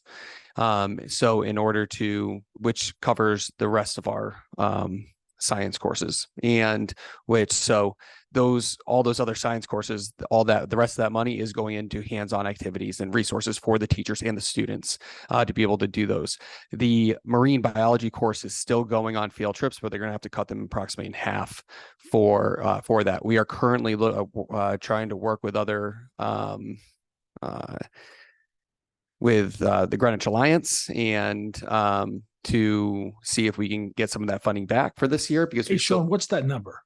Oh, the number was $17,000. Thank you. Yeah.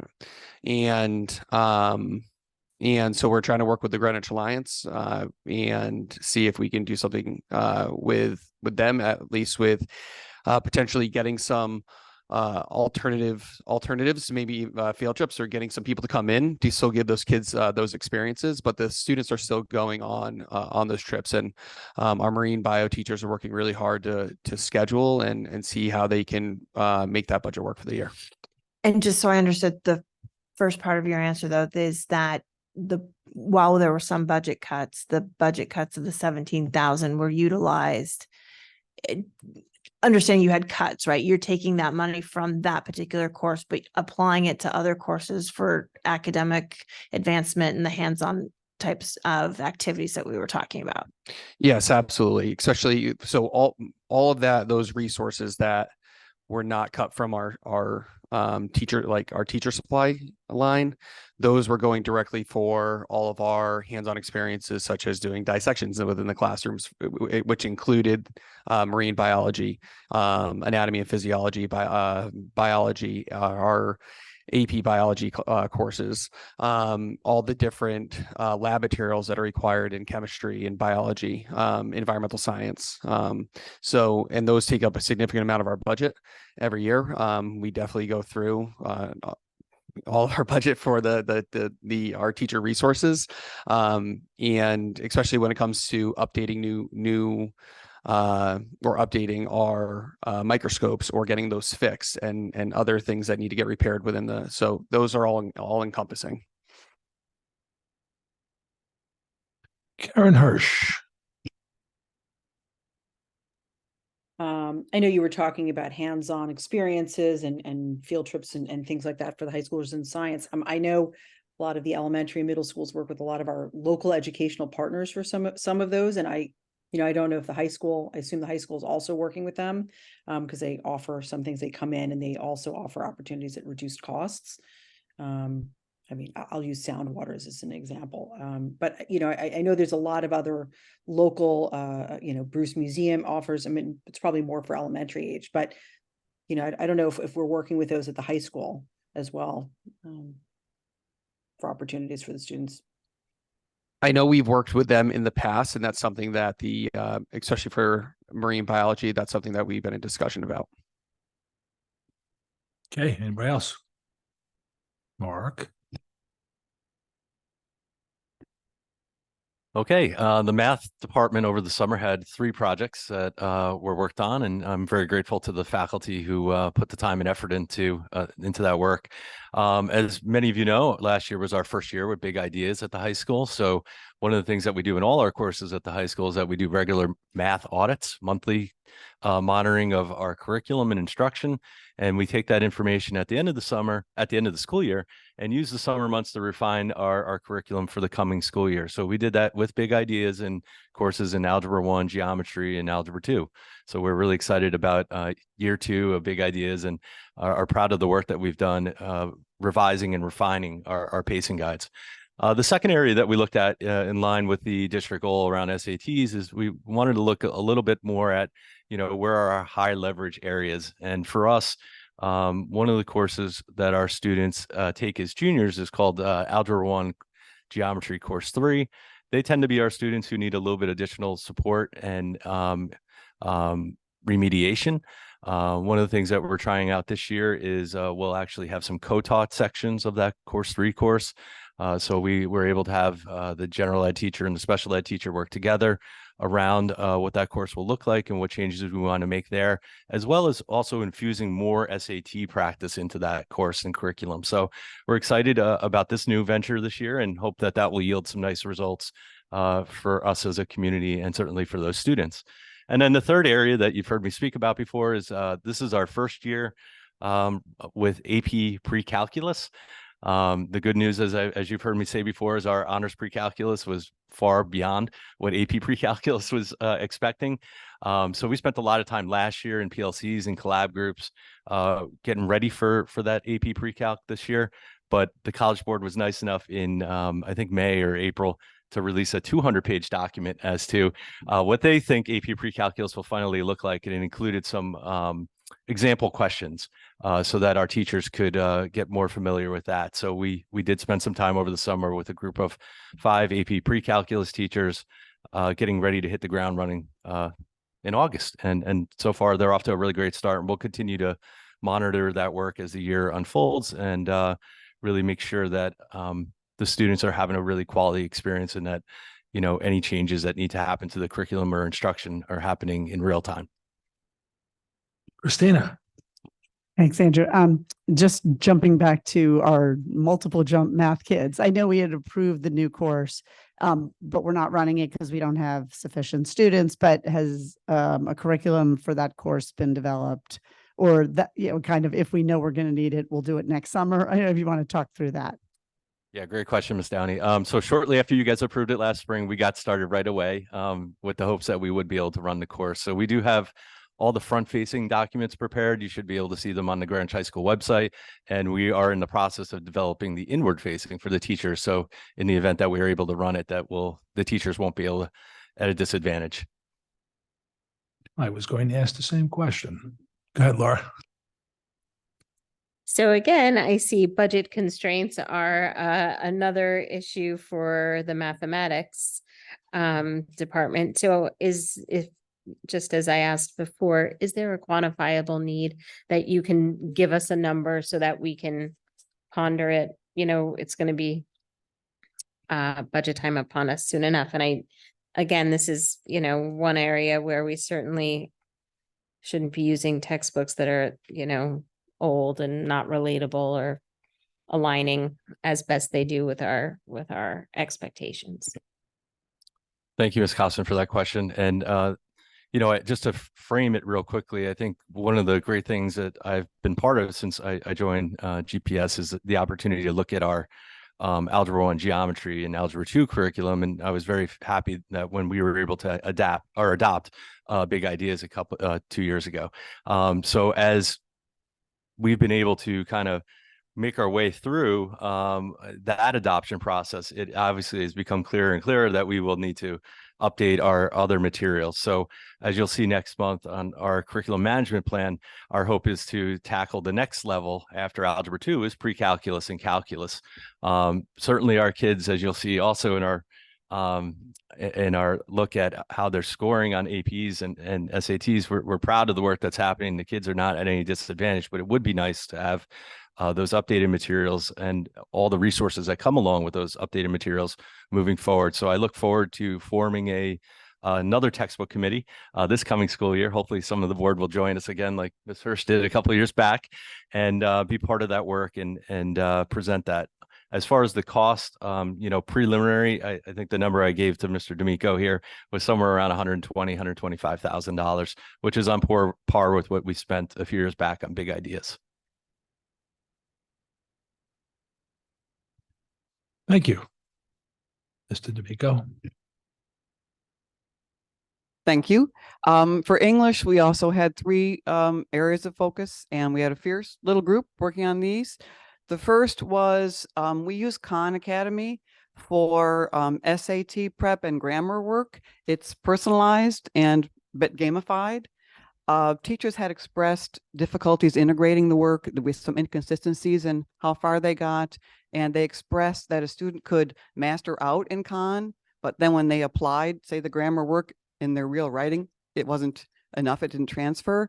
So we needed to augment that work. And so teachers added exercises, grammar, and augmented the work beyond Khan, and came up with a very simple, clear plan for when to do and what to do, which we showed teachers when they came back, and people agreed this was doable. So those are the marching orders on Khan. The second group we had was on our essay writing course. We had gotten the word from Dr. Carabillo that ECE would be, we were going to get a grant that would make ECE more accessible to students. And it's going across the state. I understand that impulse, and we thought, let's do it. So our essay writing course seems to line up nicely with some of the ECE with the composition courses at various colleges. So our group worked on first adding some rigor to our essay writing course, and then contacting the schools. So we should be piloting in the spring an ECU course through Southern. Southern was really eager to work with us. They got right on the phone the first day. Our teachers have already passed their expectations, and we'll offer that, and we'll hope to get UConn in the fall. So that was the second. And going forward, we hope to do some more courses to get the ECE alignment. And the third group worked on 3 courses that had to be resubmitted for the NCAA certification. And we went through those courses. We made more explicit some of the demanding work in the courses, resubmitted, and did get approval. Questions? ECE is early college experience again. Any questions? Thank you. So what were the 300 level course? I'm just curious, the ones for the NCAA, what were they? We have a course in modern world literature, a course in the American experience, and the other course is dystopia, utopia, and literature. And they had, this is a lower level course. We really concentrate on those courses. We had, in the previous summer, we had worked on the curriculum, but I don't think it was explicit enough what we were demanding of the kids. And the NCAA really does not want it to be, they don't want it to be remedial. They don't want it to be basic. They want to make sure it's a rigorous course. And I applaud them for that. And we made sure that was clear in our documents. Do they approve all of our courses? Yeah. I didn't realize that. Indeed, they do. Wow. Yeah, the NCAA has more power than the state of Connecticut. And it benefits kids to have that. Kathleen. Sorry, not discuss, but since you're here, and sort of in partnership with Bonnie, 113A and sort of the matriculation to that program, as my understanding has changed, right? There's no longer a specific test for it. Is that fair? That's true. Okay. And so is it just done by recommendation, or it's done by like all other honors and AP classes? It's sort of the student's choice. So teachers do recommend, and students can choose to go past that recommendation. Students get a good sense of it. We describe to teachers very well and teachers have come to the school to see the courses, particularly 8th grade teachers came to see 113, 113A, 112, what the courses look like, so they could make good recommendations. And without the test, our numbers have remained fairly stable. And the teachers are expressing the student population, right, is pretty much stable. We do have one fewer section this year. We have 3 sections. Last year, we had 4 sections. Other years we've had 3. Yes, in the past, we have had three sections. But given that it has become more open, it certainly hasn't resulted in a flood of students taking 113A. I would say it's what we what we hope to get when we created the course. And that is, it's a course that's essentially the same curriculum as the 113. There's more abstraction, there's a bit more sophistication, a bit more rigor.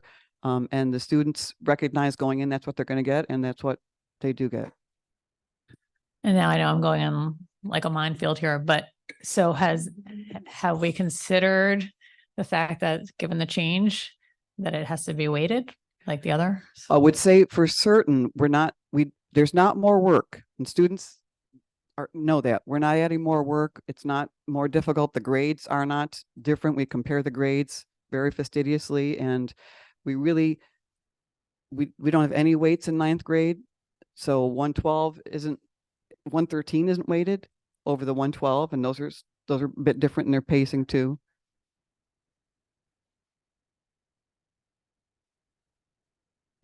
Okay. So I'm Lucy Arecco. We had 3 main projects in the social studies department. One project involved looking at our American history curriculum. We had a very passionate group of American history teachers who had surveyed the rest of the American history teachers about how the curriculum was going. We had made more significant revisions last year. Some tweaks were suggested, and they made some changes. One of the main changes was to the themes. So now our American history course uses the same 3 themes as the 9th grade global studies course, which all of the teachers thought was a helpful change to the students in that they understood those 3 themes and now they could apply them in the context of American history. That's development, democratization, and interconnectedness. They also looked at the sophomore research paper. Some of you who have children at Greenwich High School might be familiar with the sophomore research paper. That has been around a long time. I actually also wrote a sophomore research paper.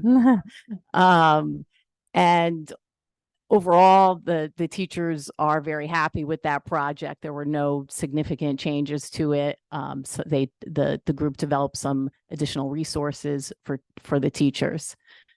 The second project involved looking at civics, mainly the community service project, which is a junior year assured experience where the students have to do 5 hours and then choose a product to develop in relation to the community service and their organization, such as an essay or a PSA.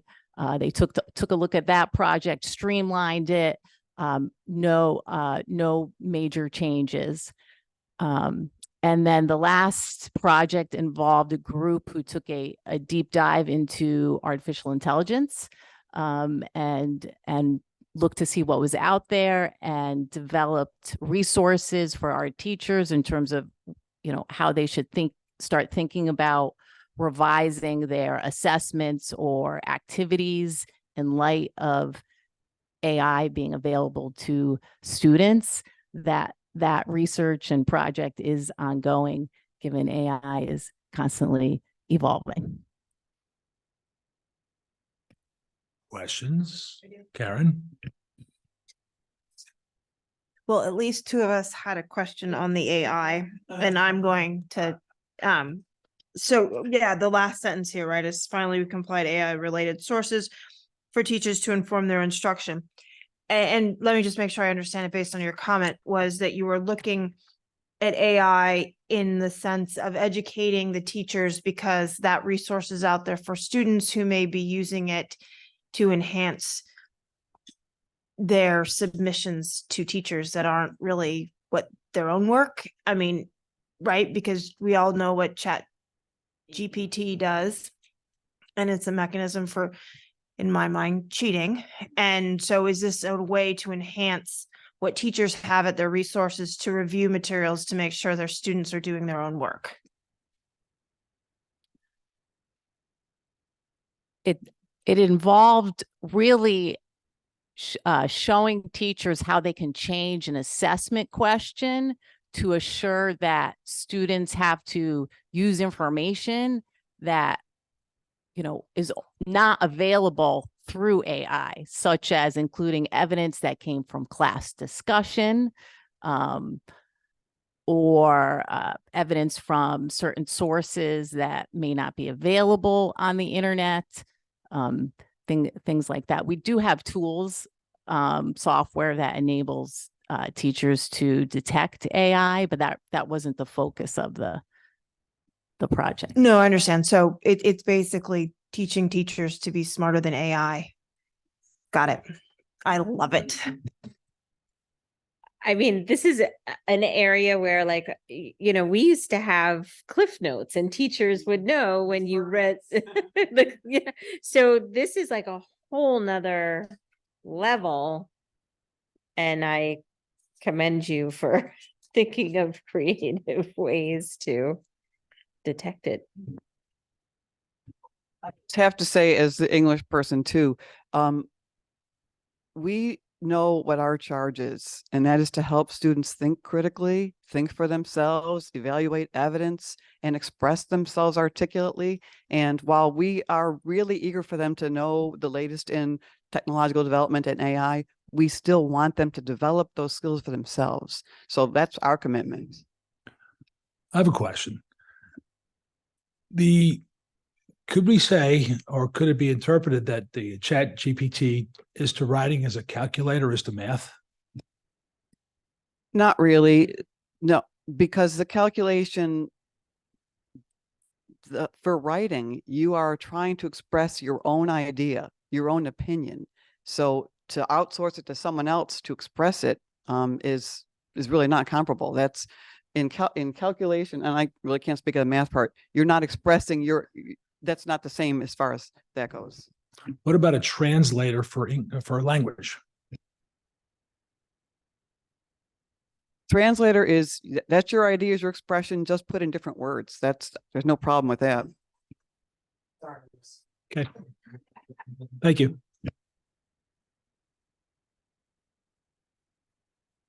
Hi, I'm Christina Shaw, and I work with Jeff on providing world language instruction K through 12.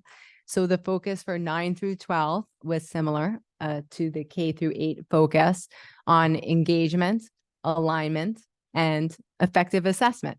And so the groups were mainly focused on both the Spanish curricula and the native Spanish curricula, the French, and we also had some teachers working on ASL, and Italian, and German. The major part for the French teachers was to take the new textbook that they had been using at the middle school and then have that textbook used for the themes that are covered in the high school. The good news is that the high school teachers and the middle school teachers work together to find the textbook. And so they were already familiar with some of the resources. So it was just about them taking a deep dive into the vast resources available through that new textbook and the digital resources, and then applying it for our French 1, our French 2, our French 3, and French 4 curricula. All those students coming from middle school have already used the new textbook, and so it was important to continue that learning. As far as Spanish, we're getting close to needing a new textbook for the native Spanish students, and then later the other Spanish students. And so the teachers started looking into the needs, and engagement was very important. Some of the textbooks that we were using for Spanish still reference Walkman and things like that. So it's important, if we want to continue to engage the students, that we find something more modern. And so that was the focus. Also important to us was that the students align, so that the students in the college preparatory level of Spanish 4, say, most of our students who have taken Spanish in the middle school will be in Spanish 4, that aligns with what is happening in the honors Spanish 4. We're making more options available for students who are in the college preparatory level to study over the summer and then be able to skip into the honors level in the sophomore year. And so it was very important for us to make sure that those curricula align closely and that the teachers work together to create some resources that we see as common text and authentic resources, but also to start looking at our assessments. Already at the high school for quite some time, we have given similar midterms and finals for all of the world language students. But now we're looking into unit assessments and trying to align those in a way that still allows the teachers to be creative in the classrooms, but so that our students get similar experiences regardless of what teachers they have. And so that was the focus. We did, though, have our ASL teacher working on creating an honors option for our level 4, which is very exciting and something that our ASL students have been looking forward to. And so I see Karen Hirsch nodding because her daughter is taking ASL 4 honors. So it's very exciting. And I'd like to say also that we are excited to be presenting an honor society for our ASL students, again, with the idea that all of our students, regardless of what language program they are taking at the high school, can have similar experiences. One word on the German, like other programs at the high school, we're looking to expand ECE. And so we started that with the German program. And now our German teacher is going to work with our Spanish elective teachers to bring that option to our Spanish students who might think that maybe advanced placement Spanish is not for them, but still can explore rigor in another way. Christina. Thanks, Christina. Christina. Just out of curiosity, not mentioned in here or our Mandarin or Latin. Just can want to fill us in. Are they in the plan for next year? How is enrollment in those? Just kind of you want to talk to it because I think that covers those are the only 2 that didn't get touched this summer, right? Well, we have 7 language options. 8 I know, if you count native. So Italian was mentioned actually because we did need to also work on Italian for honors. The Mandarin Chinese did lots of work on their curriculum several years ago. And so in speaking with those teachers, they felt that just refining the curricula was enough and that they did not really need to delve too deeply into revising it. Latin is the next focus. We do work with, we have 1 Latin teacher right now. And so it is easy for her to keep nice alignment, vertical alignment for her students. But right, we do need to have Latin be the next focus for our department. Karen. Well, first of all, yes, thank you so much for the work on on ASL. I know it's an alternate language, and so secondary language that's so important, and we support it. I did have a question specifically about that. I know you guys are mixing ASL 3 and 4. And I didn't know if that's happening with any of the other languages, again, I think, the smaller programs like Mandarin and Latin, and stuff like that. So, and I was just wondering, how you were looking to define the difference for students who have done ASL 3 and are moving into, are in level 4.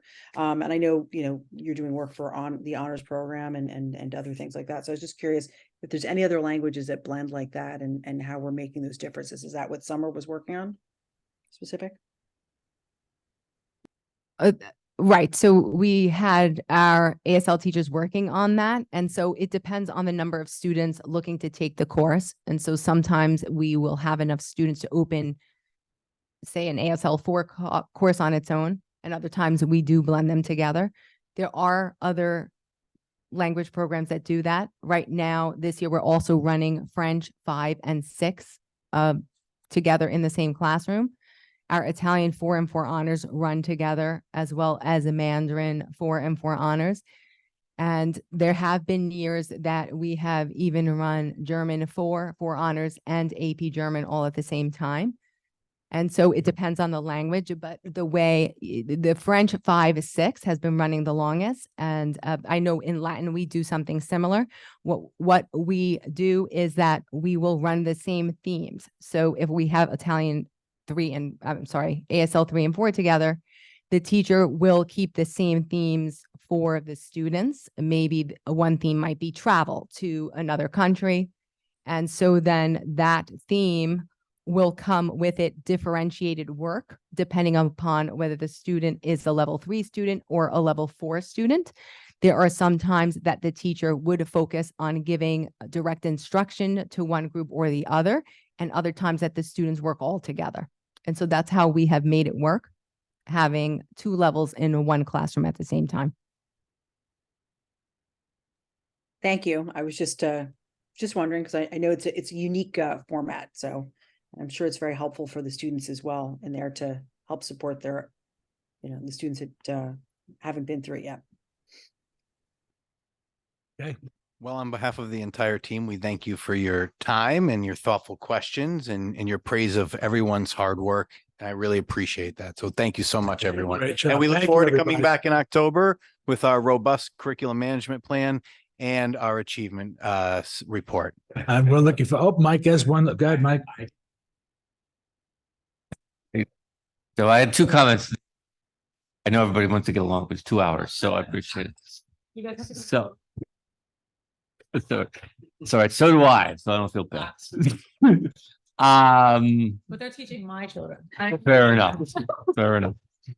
So I want to point out that this time last year, when we talked about access to the curriculum and public facing documents and inward facing documents and things like that, we pointed out if we go to the website, you can find K-8 curriculum out there, but the high school, I couldn't find it. Right, it was mystery. And the promise from all of you last year was this time next year, it'll be up there, and it's up there.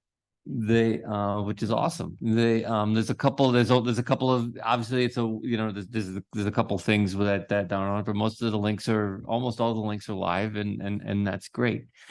And I think that's a tremendous boon to everybody, especially parents that are coming from 8th grade and going into 9th grade and suddenly are used to seeing what their students are learning. And it was a mystery before. They saw what the teachers were sending home sometimes, but you couldn't go on the website. I guess one of the things I'm wondering about, though, is it's different still, right? Which is okay. But I guess I'm wondering with the public facing documents and the things like that, the format is different. If I look in 8th grade, if I look at 8th grade math or 8th grade ELA, for example, I can see here's unit 3, here's what we're learning and things like that. It's a kind of very much a kind of a scope and sequence. It's not like that in the high school ELA. No, I'm not saying that's bad, but I wonder if that's something that we need to think about, because that is certainly a big shift and it's a big change, particularly for, for parents that are used to seeing these things now, because 5 years ago, you didn't see those things in K-8. Now that we're seeing all these things in K-8, do we need to consider rethinking that stuff? So I guess that's just kind of a comment as we think about curriculum, the curriculum management plan and achievement things and everything that, and this work next year. I think it's very clear from everybody saying we're all moving in the right direction. But I do wonder, since we're all about alignment and articulation, I do wonder if there still needs to be, if we need to think about how we're presenting that alignment K-12, if that makes sense.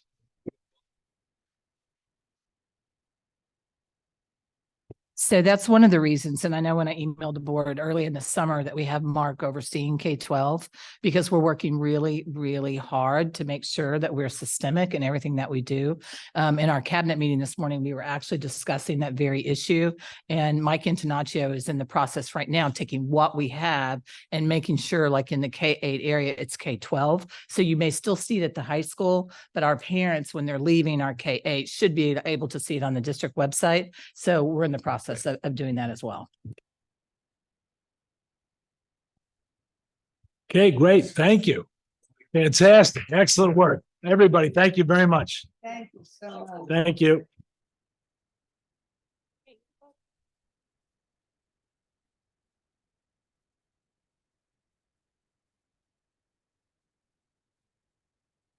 Thank you, everybody. Bye-bye.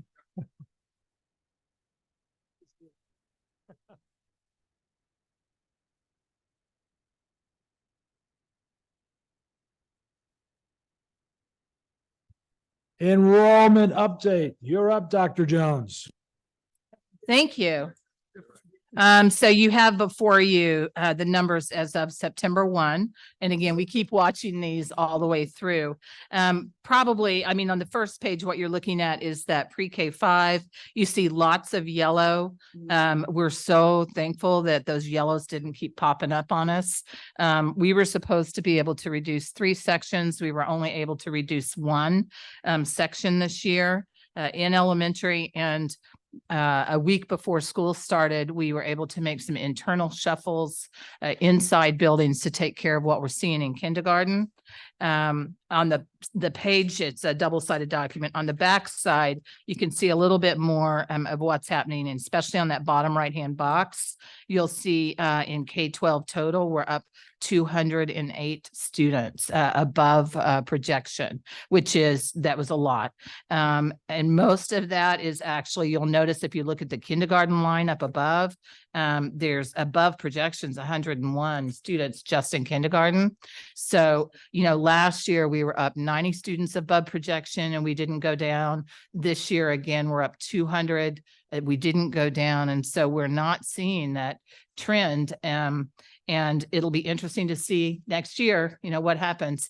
A lot of this is definitely not birth rate. We know that because that's how a lot of projections are calculated. It's in migration of families. And last week was a prime example where we went up like 30 more students just last week. When I walked in today, we had 2 more families out here enrolling. So we're definitely seeing people moving into the district as an in-migration. So we'll just continue to watch it. But I feel very fortunate that we were able to manage our sections.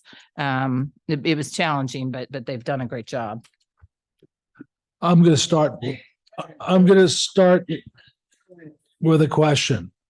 Tony, during the summer, you sent us a note asking if it would be prudent to do another enrollment evaluation going forward for the next few years.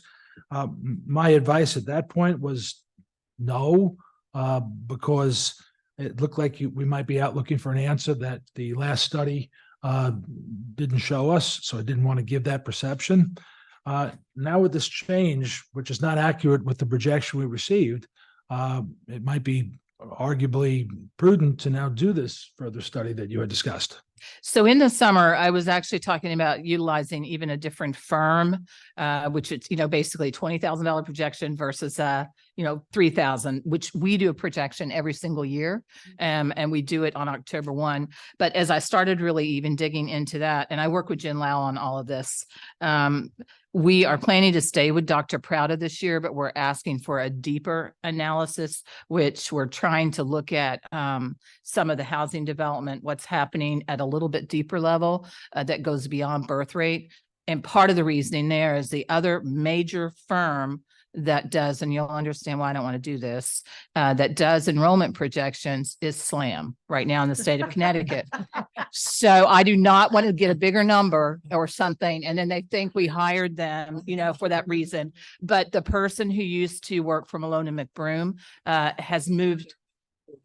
Well, and I don't know if they bought Malone and McBroom out or if just the people that did that data for Malone and McBroom have moved to SLAM, but Mike Zuba is very well known. If you've been following Fairfield's redistricting and all of that, that's who's doing all of their work. And as I processed this with Jen, I was like, oh, no, that's not going to work. So we're going to stay with Dr. Prouda, but we're asking for a little bit different and deeper analysis to see if we can get a little bit handle on it. But it's, districts grapple with this, but definitely coming out of COVID, the housing sales and the little ones that are out there. And these kids are going to be with us. So they're going to migrate through the system. And almost every year, those class sizes will continue to grow. So.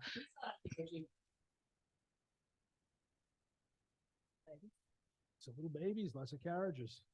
Okay, What question? Let's go with Karen first. I believe she was first with a question.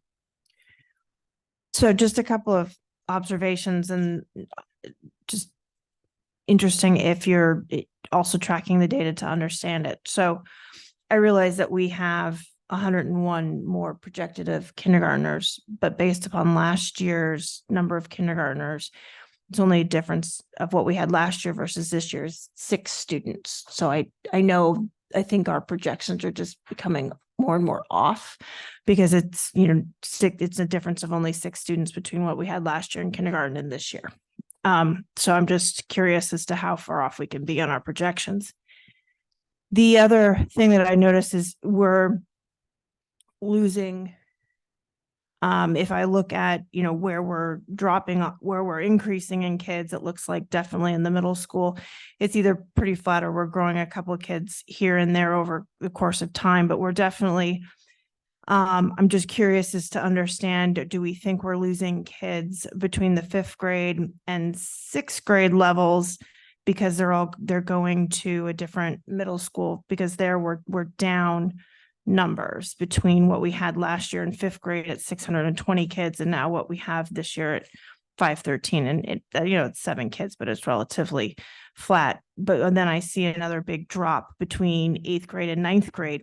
But interestingly, I see a jump from 10th grade to 11th grade last year based upon the number of 11th graders we had versus the number of 10th graders we had versus the number of 11th graders, which I think is interesting because last year we had, I think it was, if I got my numbers right. No, because I'm comparing to last year's data. I'm looking at last year's data and I went back and compared numbers to see where we're seeing the ups and downs between the actuals between ups and downs in classes. So I'm just curious if we're tracking to see where those kids are going during that time period, because it looks like some of them are coming back, like we're losing them in 9th grade, but they're actually coming back in 11th grade, which is odd. But I'm just curious if you're seeing that, if that trend is being consistent and why you think that increase is happening. Yeah, so really once a cohort starts with us in kindergarten, you're going to gain anywhere, unless you see something really unusual in a grade level, and sometimes that happens, but you're usually going to see a few students added each year, but the cohorts stay fairly consistent once students are here. And if I look at like last year in September 30th, if I look at like 5th grade, we were at 619. When I look at 6th grade, we're at 613. We're not seeing a huge big shift there. But last year, again, where we really saw the difference was in kindergarten. And that's where we're seeing the growth. It's that early childhood coming in. And when I look back at last year's numbers, of the growth that we had, 59 were in kindergarten again last year. So, and this year out of the just over 200, I think it's on here, it's like 150 or something. It's a lot, 101 just in kindergarten. It's a lot. So it's people moving into the district. And I think there's also just some bubble years, right? You have some years that I remember through the years my kids were at the high school, you just had some years there were like excessive numbers of kids. So like the fact that we're, 10th and 11th are right now big years. I think part of it's just those are bigger grades. So it's not necessarily that they're leaving between or coming back from 9th to 10th. Whereas, and like kind of, if we're looking at 5th grade this year, it's a little bit bigger than the ones on either side of it, right? It's kind of a bubble year at 647, whereas the 2 years behind it and the year ahead of it are smaller. No, I get that. But what I'm looking at is I'm looking at last year's 4th grade class compared to this year's 5th grade class. Like sometimes we're losing big chunks between the grades. And so I'm just curious if we're trying to figure out why that is. I appreciate that oftentimes the cohort stays the same, but when you look at year to year, there are some years we're losing chunks of kids. And I'm just curious as to whether or not we're tracking that. Yeah, these are all like the charts from the last couple of years. And especially during this summer, we run a weekly check. And again, this year, I feel like we were more on top of it than ever. Because if you remember, I told you last year we were automating. So we were able to get our kids enrolled and actually see kids coming in this year, which really helped us during the summer. It helped me actually hold off, because if you remember the first year that I started here, we used to add teachers at the beginning of the summer based on what we thought. And then you would have 4 sections where you didn't really need to add a teacher. And so I literally wait, because we had 250 people apply for an elementary job. I am not worried about having a high quality elementary teacher. They are there, and we can wait all the way up until a week or 2 weeks before school, and we're going to have an outstanding candidate. So we really are waiting right down to the wire. It drives the principals crazy. But it's really helped us. Like this year, there was a lot of pressure to add, 3 teachers. And I just said, no, we can't. We're right there. But we also have the principals now. I mean, they call every single family to see if if they've pre-enrolled, are you still coming?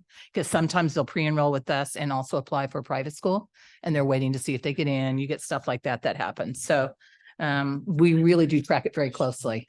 So just one follow-up question on that point, and it's just related to the fact you talked about teachers, and that we have high standards, and we have those high credentialed teachers coming in at the elementary level. Are you seeing now a shift in the fact that we have access to teachers? I know last year in the last couple of years since COVID, we were talking about we don't have enough teachers and they're not coming out. Are you seeing a different trend because you're saying we have enough time to wait and I don't have to grab this teacher because now we can wait to the last minute? It's not necessarily just waiting to the last minute, but I think we're a place where people want to be. And we have a great reputation right now. We did not have turnover of staff this year. If you go all up and down Fairfield County, we could kind of steal from almost any other district. You heard Laura talk about our chorus teacher came from Westport, math teacher came from Westport, like New Canaan. We were able to retain teachers, number one, and to hire truly the best. We did not see a shortage like other districts did, around us. And I think it's a credit to the district. And, when I was out in buildings on the first day, one of the teachers was just, I can't believe the resources, like all of those books that you saw tonight, that Kim has helped introduce into the classroom. Now that we're systemic, we're focused by grade level. You can walk in any first grade classroom and they all have the resources they need. And we were not that way a few years ago. And that makes teachers want to stay. It really does. If they know that they have materials and resources and they're going to be supported. And again, you look at the way we approached the start to the year. Our teachers said they needed more time in their room. So we took election day, which is just a day off, instead of trying to do professional development on what was kind of struggle the last couple of years. Just because it's election day and everyone wants to go vote as well, move that to the beginning. And I know some people didn't like the start on Friday, but it gave our teachers 4 days to prepare for their classrooms. We're listening to them. When we asked them on our end of the year survey, would you rather have convocation on the first day, convocation on the second day, because we've tried it on both of those, or would you rather have that time in your classroom? It was, just over 80% of our teachers said we want the time in the classroom. So we sent out a short video and Joe did his little ditty and Fred Camillo said hello. And it was great because we were out in the buildings. Well, these teachers also know that we've got a wonderful Board of Education too, so that adds to it as well. So I believe Karen Hirsch was up next. So let's go to Karen Hirsch. Thank you. I was going to say, I was actually rather impressed with the numbers that we were up in enrollment in every single school except for 2 from our projections from last year. And you have to look at the data from year over year. Sorry, you guys are getting to hear fireworks in the background, which is kind of what I felt when I looked at these numbers. I would love to actually see us do another enrollment projection, because we have so many new buildings coming in. With the change in entry to kindergarten, I know I'd sent a bunch of those questions over, and I guess somewhere closer to the middle of the year, we'll have a little bit more information as to how that's going to affect us and our budget and our classroom usage. I don't know. I mean, I'm talking, Ryan. Sorry. Okay, right. I'm sorry about that. Anyway, so I guess the projections that we had from last year really weren't correct, and there's dips we know every year. from certain grades year to year. So, I'm just sort of hoping that we do have the opportunity to take a better look because, I know these enrollment projections aren't just used for budget and for classrooms from year to year, but keep coming up in discussions when we're talking about building schools and other things and other needs. And I know that we had similar discussions way back when we were looking at enrollment figures for Glenville, and that those were all wrong as well. And they, that school grew significantly. So I'm sort of hoping that we can take a closer look at some of these numbers and see where the new students are coming from. Thank you, Karen. Laura, you had something to add? Just a question, when we will see the number of how many kids applied for the pre-K and how many got in? Because it's a so highly sought, there are pre-K parents who are checking their email, refreshing to see if they got in. And I know we turn people away, and these are often tuition paying families. So I'm just curious about when we'll know what the how many applied versus how many got in. Yeah, we have a pre-K report. I can't remember which month it falls in on our agenda plan, but that we will be reporting that. Okay, we good? Cody?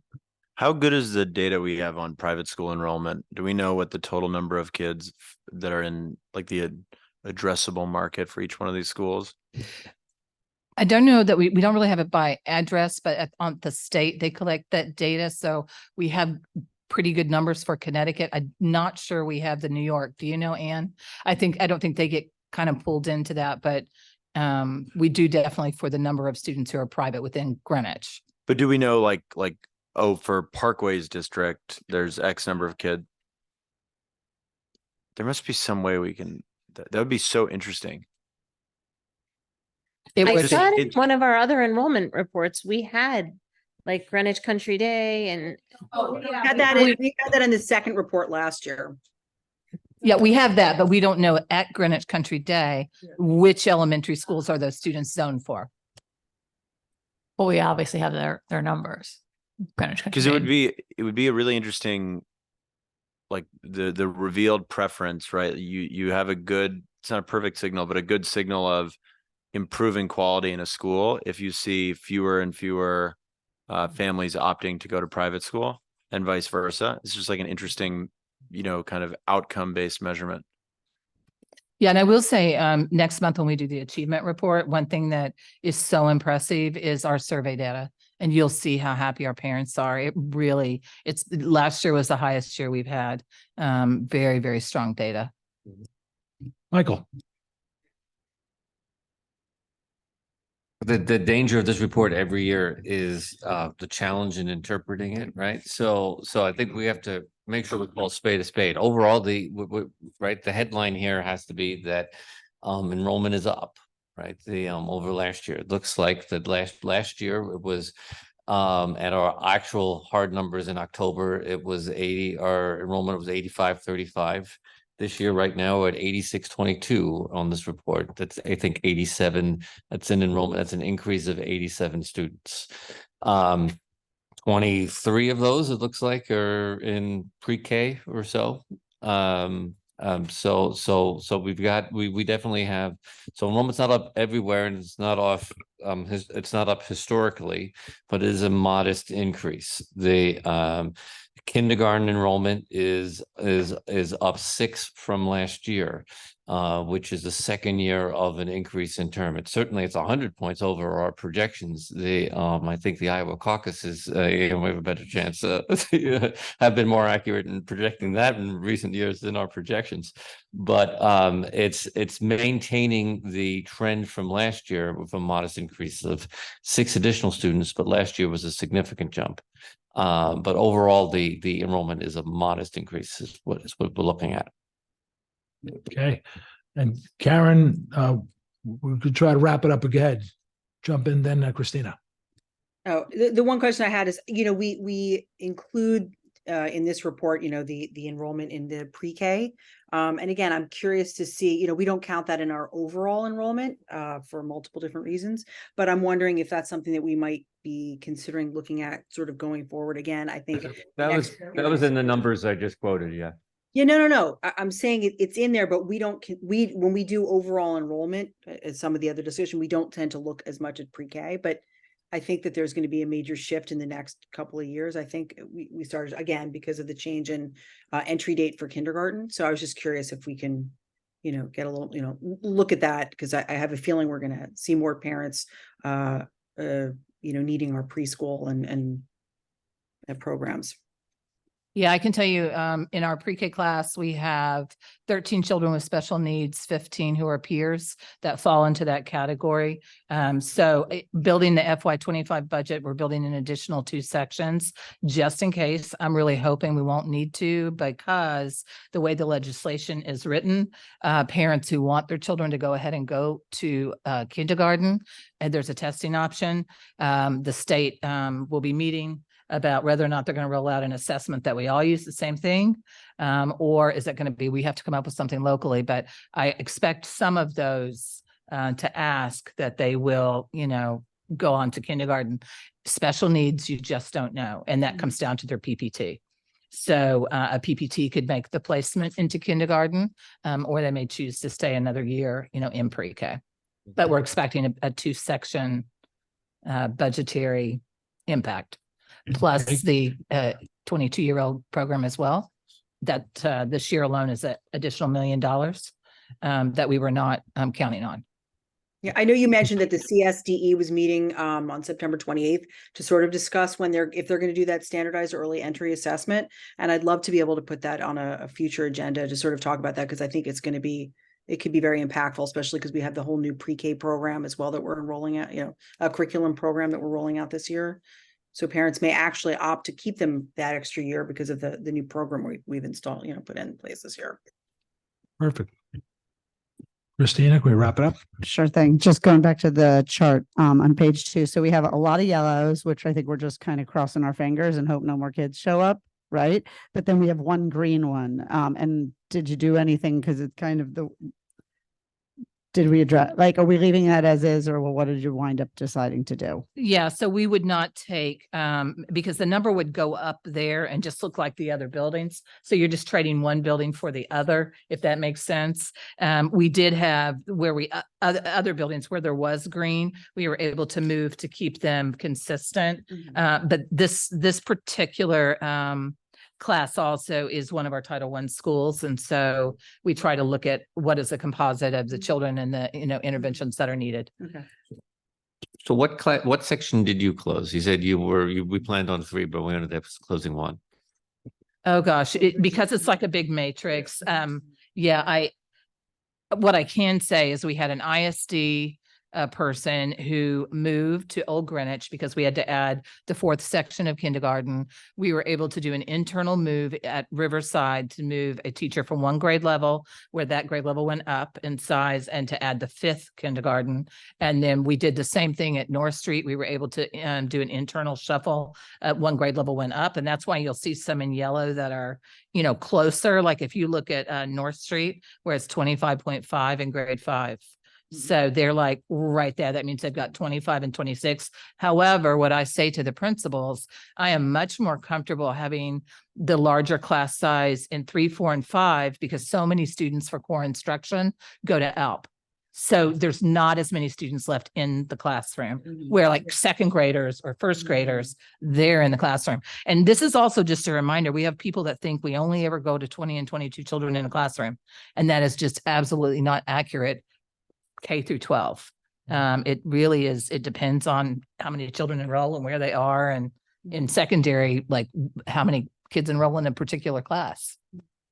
Okay, then I'm going to and we'll conclude that topic. I'm going to make a motion that we, because we have our building committee, Central Middle School Building Committee chair sitting here waiting, and we've got a couple of topics we could talk about with our own group. We also have the town attorney waiting on the outside on a line to join us. So I'm going to make a motion. I need a 2/3 vote to move it up Central Middle School to the next item. Do I have a second? Second. have votes in favor. Please, if you're in favor, that's everybody. It's unanimous. Okay, Tony, come on up. Let me also text Barbara, tell her to jump in.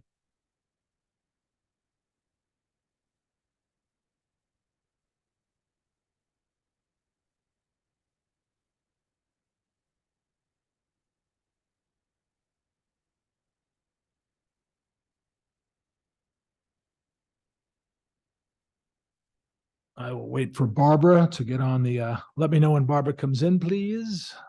And then we'll,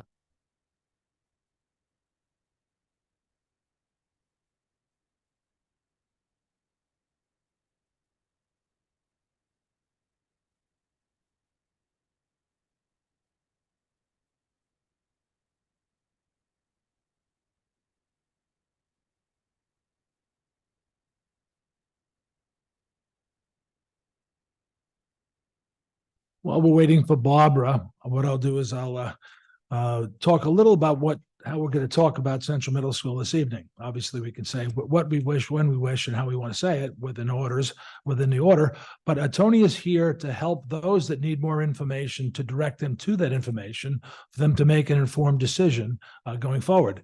So Tony will be not presenting anything. What he'll do is be answering questions and offering resources to those who have questions about certain how to get information they need to help them make an informed decision. Barbara will be coming online at Michael's request to help us with some understanding of some issues which we had, which maybe even we could ask Tony to further elaborate on those issues that are delaying the project a bit, if he doesn't mind. So we'll wait for Barbara to come on, and we'll wait for Dr. Jones to return. Joe, could you give a preview of the timeline of what decisions need to be made by when? I think that is the crux of the conversation. But I thought you just said that what information you were talking about, like what information we need, but just as No, for us as a board, at one point, we will be voting on supporting the request for the further monies. And I don't know when that vote will take place, but there's been discussions about not having enough information to make an informed decision at this point. So the thing we talked about it earlier is with Tony will help us with those resources for those that feel they need more information. I've worked with Laura closely, so I'm up to speed. I think I am anyway. And I meet physically with Tony once a week, and we talk maybe 15 times a week on the phone a day, possibly. So I'm up to speed on it, and I speak to Laura quite regularly on the topic. Most of the board members had the opportunity to have some of the summer off. Laura did not. So, and Barbara's here. Hello, Barbara. Hello, everyone. So it's going to be, the forum for discussion is opened. If anyone would like to start with a question with Tony as our expert, our chair of our building committee, and Barbara as our legal counsel. Christina, did you say you want to begin? Okay. Hi. The presentation last night was very informative, by the way, at the forum. So thank you for that. The professionals were great. I think for some members of the board, I think it'd be helpful to just kind of in very 20,000 feet high. Yeah. The executive summary, that one page, because to me, it breaks down in kind of three ways, and I'll do my own back of the envelope, is kind of the cost of construction of the building. And it's very tiny. It's about 75 million. According to the estimate we have. Then we have kind of the direct costs, we're calling them. Oh God, this is really tiny. Yeah. I actually wrote it separately. Of 13 million. So I could see. Then we have the soft costs of about 14 million. So it's kind of like, I think the big buckets. Let's start with the buckets. And what's composed in each bucket, because I also know there's been things added to the project by outside forces like P&Z. Yes. Good evening. Am I on? You're on. Oh, okay. I'm delighted to be here and give you any update in anticipation of a numbers question. What we've put together here is a 4-pager This was shown to the community last night. And by the way, the entire slide deck is on the Central Middle School webpage, as well as the full video recording of the public hearing that we had last night, as well as an update from the professionals. So this is a direct pull from that. On the first page is quite simple. As you can see on the left-hand side, there are 6 primary work streams. The actual building itself, meaning the new school, abatement of the existing project, demolition of the existing school, 2 categories of site work, that is initial site work pre-demo, final site work post-demo, and the 5th work stream being that of soft cost. And over on the far right-hand side, you can see the numbers associated with each of those 5 work streams. If you go to the next page, and this is a very, very informative page here, we have taken the 5 work streams, that is 6 work streams, new school, abatement, demolition, initial site work, final site work, and soft cost. We have given you the square footage of each of those. The next column over is the cost in today's dollars.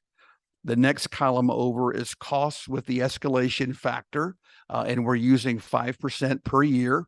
And if you do the math and so forth, that comes out to a little over $366,000 per month. But for discussion purposes, we've been rounding that to $365,000. You can see from a total standpoint, it comes up to $112,016,961. Currently, the projected state reimbursement number is $7.1 million. And you do the math with the projected net cost to the town of $104.8 million. We have given you the difference in the next column, the delta. That is the difference between the cost in today's dollars versus the cost with the escalation factor. 5.6 million roughly attributable to the escalation factor. Noting that in future dollars, the building only on a dollar per square foot basis with escalation is $627 per square foot. These numbers all came from either Turner Construction, no relation, and CSG combined. So this, again, the second page is nothing more than a reformatting of the numbers that are on the first page, and we've added some additional data to that. The next page is we give you basically a breakout of the difference between the new school, the proposed new school, and the existing school. As you saw on the previous page, the difference between the two, and I'm rounding, is roughly 15,000 square feet. And if you look at the breakdown of the 15,000 square feet, the first page gives you the square foot difference between the new proposed school and the existing school, 125,000 versus 110,000. Okay. Yep. On the third page, what we do is we give you the analysis of that 15,000 square feet in difference. And you can see on the top half of the third page, square feet driven by regulations. This is the building only, cost per square foot building only. So if you multiply the 12,717 square feet by $627, again, this is in future cost, you get roughly $8 million of costs in the project attributable to regulations. And I think, let me just, I'll do this quickly, give you the list of regulations. This is not all encompassing, but it is most of them, if I can find that here. Here we go. Connecticut State Department of Education, the American Disabilities Act, the Building Code, the Fire Code, the Town of Greenwich, and that's substantial. Individuals with Disabilities Education Act, IDEA, as you all know that, Connecticut School Safety Program, the State of Connecticut, and the Connecticut High Performance Building Standards. So as we literally compared in the buildings, in the educational specifications categories that you guys provided, we literally went down each category and compared the existing square footage versus the proposed square footage. And if you do the differences in the analysis, this is what you come up with on the top half of the page, again, from a building only. The bottom section gives you the total regulatory costs for the initial site work pre-demolition and the final site work for post-demolition. There's a very significant landscaping requirement number here that the town has. We will be working on with them to try to bring that down. But if you combine the numbers, you're looking at roughly $9.6 million in cost attributable just to regulations. I'm sorry. Correct. And many of the regulations that I read earlier, they weren't around in 1958, right? The final slide, and this is probably one of the major factors in the cost analysis, or the total cost is, first of all, this is from the Turner Building Cost Index. There are several cost of building indices in the country. Turner is the most widely used. It just happens to be the same organization that we've hired as the construction manager at risk. But you can see the very significant increase on a quarterly basis. I think this begins, I can't really tell because I don't have my readers on. I can't really tell when it starts, but you can see the incline beginning at about a third of the way over in the graph. The additional color here is this. Not only are we seeing these increases that is depicted in the bar graph, but construction costs today are at an all-time high. We're at the top of the market and it's going higher. I think the other fact, or two other facts you should know, and that is in the construction business today, the construction companies are very, very busy. They can be selective. Keep in mind, this is post-COVID, so things are really ratcheting up now, shovels in the ground everywhere. The construction companies can be selective as to the jobs that they choose, which also influences the price influence the price increases. The other problem is because they're so busy, and they will all tell you this, in many cases, they have problems filling jobs on the construction site, which will cause further delays and even further price increases. So the environment that we're in, I'm sorry to be the deliverer of bad news, but the construction environment we're in right now is very competitive. It's very robust. And again, we're at the top of the market. So these are the four, we had about 25 or so slides in the deck, but these are the four slides that we shared with the community last night regarding the numbers. And did that answer your question or what you wanted me to cover, Christy? Okay, good. Questions? Karen? And I apologize, I don't have the numbers in front of me, but if I recall at one point we were in sometime in the June or July period when we last met and talked about this, I think we were at one price, and I think the price of the building has gone up.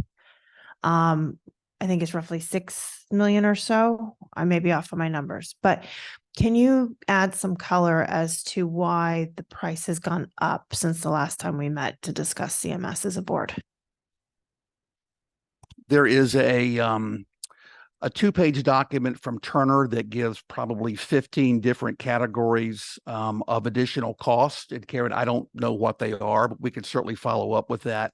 But I will add some additional or give some examples.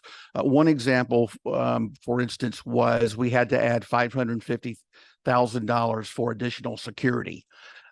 Secondly, we did make the decision in the building committee to recommend that we include solar panels, photovoltaic.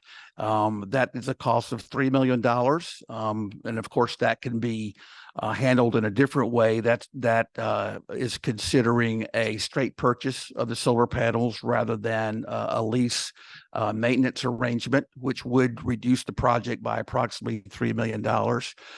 We had to add $750,000 due to a new landscaping requirement for new construction in the town of Greenwich. We hope we can negotiate on some of that, but those are just a couple of examples as to why it went up.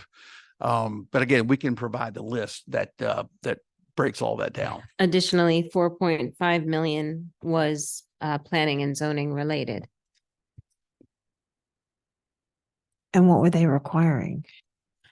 Sophisticated landscaping, trees, stuff like that. I had one other question that it just slipped out of my mind. Darn it. It'll come back to me. Let's On that topic, you didn't mention, Laura, you mentioned and I of course knew about the planning and zoning, added 4.5 million. You said something about a $750,000 addition. Is that a different planning? That is included in the 4.5. Okay. All right. But I guess what we can do is we could share in order to help those that are not quite informed enough to make an informed decision, we could give that list to them as part of a resource if they need that information. So we'll make a note of that that's possible. Absolutely. Thank you, Tony. And I want to add too, regarding giving you enough information to make an informed decision. Our intention before Tuesday, as we were hoping to be on your calendar this month with the view that you all would be doing an analysis and making a decision on the design and also giving the building committee direction. Our intention was to give you a very comprehensive presentation and overview. So I'll be the first to raise my hand to say, by design, we haven't given you that yet just because of what happened on Tuesday. We would like to come back and do that at the right time. That is why the professionals aren't here tonight, but we would like to invite the professionals to be a part of that. And also provide you with all of the information with explanation that we have given to the RTM, but that we will also give to the BET Budget Committee and the BET itself. And that'll be additional information. Michael? Yeah. So for the benefit of the folks watching at home, so by what happened on Tuesday, you're referring to the opinion of town council about MI? Okay. So would you mind just giving the executive summary for those of us that weren't there on Tuesday? Yeah, it's really simple. We were headed down the path of first of all, asking the Board of Education for two things. One is the direction to proceed and request the interim funding of roughly $42 million. And then secondly, also to approve the design, asking the building committee asking the Board of Education to approve the design is a charter requirement. So that needs to happen or not at some point. Once we received the memo on Tuesday, it was clear to us that we could not proceed ahead with requesting the interim funding request or making the interim funding request. So that is why we did not come here tonight with a very comprehensive overview and so forth. It's a very significant impact on all the projects in the town of Greenwich. And I think it's key that we point that out, that this has significant ramifications across projects, particularly with Central Middle School. We are now meeting every day and have been since Tuesday to try to figure out the new estimated timeline for the project, because now we have to go not only through MI, which could take a 3 or 4 month period. That's if we get lucky, but we also have some months following that in which some of the town decision-making bodies do not meet. So anyway, we're trying to work on a new timeline now. We're meeting every day with the professionals. In addition to that, once we have the revised timeline, then we can give a revised cost. So that is priority one right now, as you can imagine. But that's the thumbnail overview of where we are. Can I just ask Christine, Joe, go ahead. maybe could we have like basically kind of two discussions, one about the cost and one about the process, kind of bifurcate the discussion? Because we were starting on the costs and we kind of got derailed, and I think it's good to kind of delve into So the numbers that's first. a good idea. So let's go cost first. We'll continue on the cost topic. Yes, please. No, go ahead. I just wanted to Yeah, make that you're point. breaking into two discussions, which it needs to be. I Okay. agree with you. So go ahead, Karen. Perfect. So on the additional cost pieces, does this total amount include, is it like a finished product? So for example, it's soup to nuts. It includes a parking lot, the pavement, the athletic fields. And is this factored into the athletic fields as grass versus turf, or is that a decision we make later? Or are we going on the fact that the board several years ago voted on turf? A combination, right? Is there anything else we have to pay for after this amount? No, this is everything. This is put a key in the door, move the students in, and go. And this includes furniture. Yep, furniture, all the technology, and so forth. Yes. And I believe, and people closer to the budget can correct me if I'm wrong, I thought we had somewhere around 2.5 million or somewhere already allocated in future years for the fields. Okay, got it. And then the other question I have is soft costs of 14 million. What are soft costs in connection with this?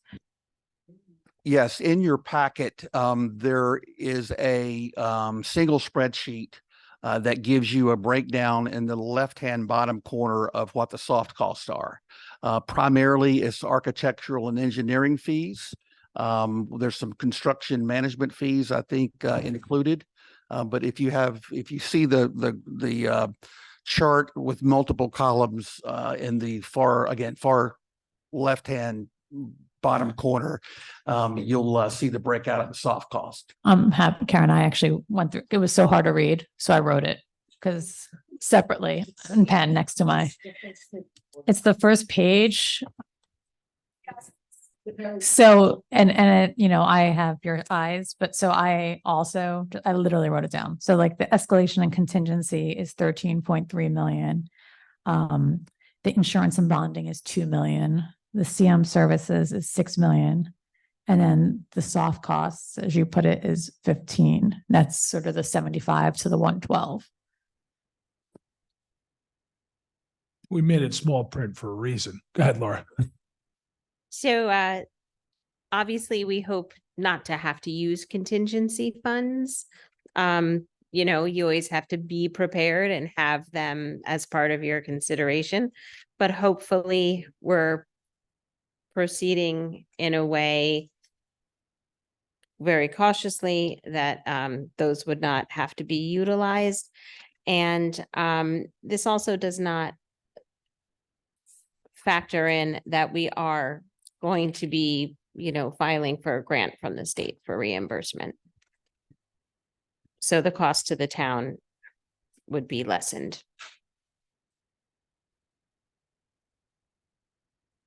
Still the most expensive project in the history of the town. Oh, by far. Yeah. I think I texted Joe that I was having chest pains when I read the number or something to that effect. To follow up.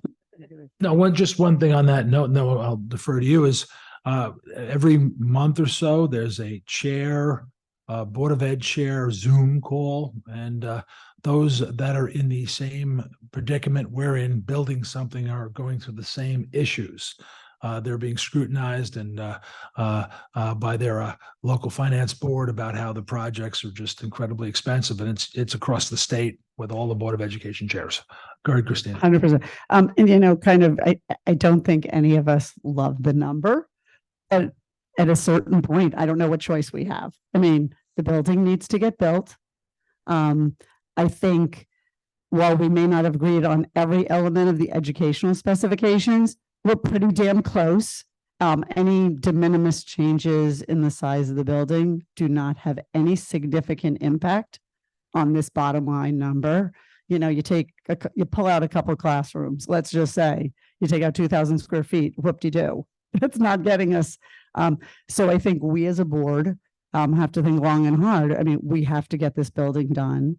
I think when we get our presentation from the committee, I think, you know, I understand there's been a lot of value engineering and a lot of thought went into the process. I think we also said we don't want a 3-story building because of the neighborhood. I mean, I think there's constraints that you guys have worked around, and I think you've done an amazing job. And I liked the design. I don't know if Joe does because he likes a brick building. But I think it really meets the criteria that we have. And so given that and the environment we live in, and we kind of have a little bit of a gun to our head because of the ticking time bomb of the repairs to the building. So I would encourage my fellow board members to really think long and hard and see if they can find a way. I mean, I don't think any of us love it, but I don't really see what choice we have. Let me just jump in for a second. If we can, and thank you, Christina, for that, but I think that's our next meeting when we're going to debate or discuss the whether we're going to support it and try to encourage our other teammates to either support it or not.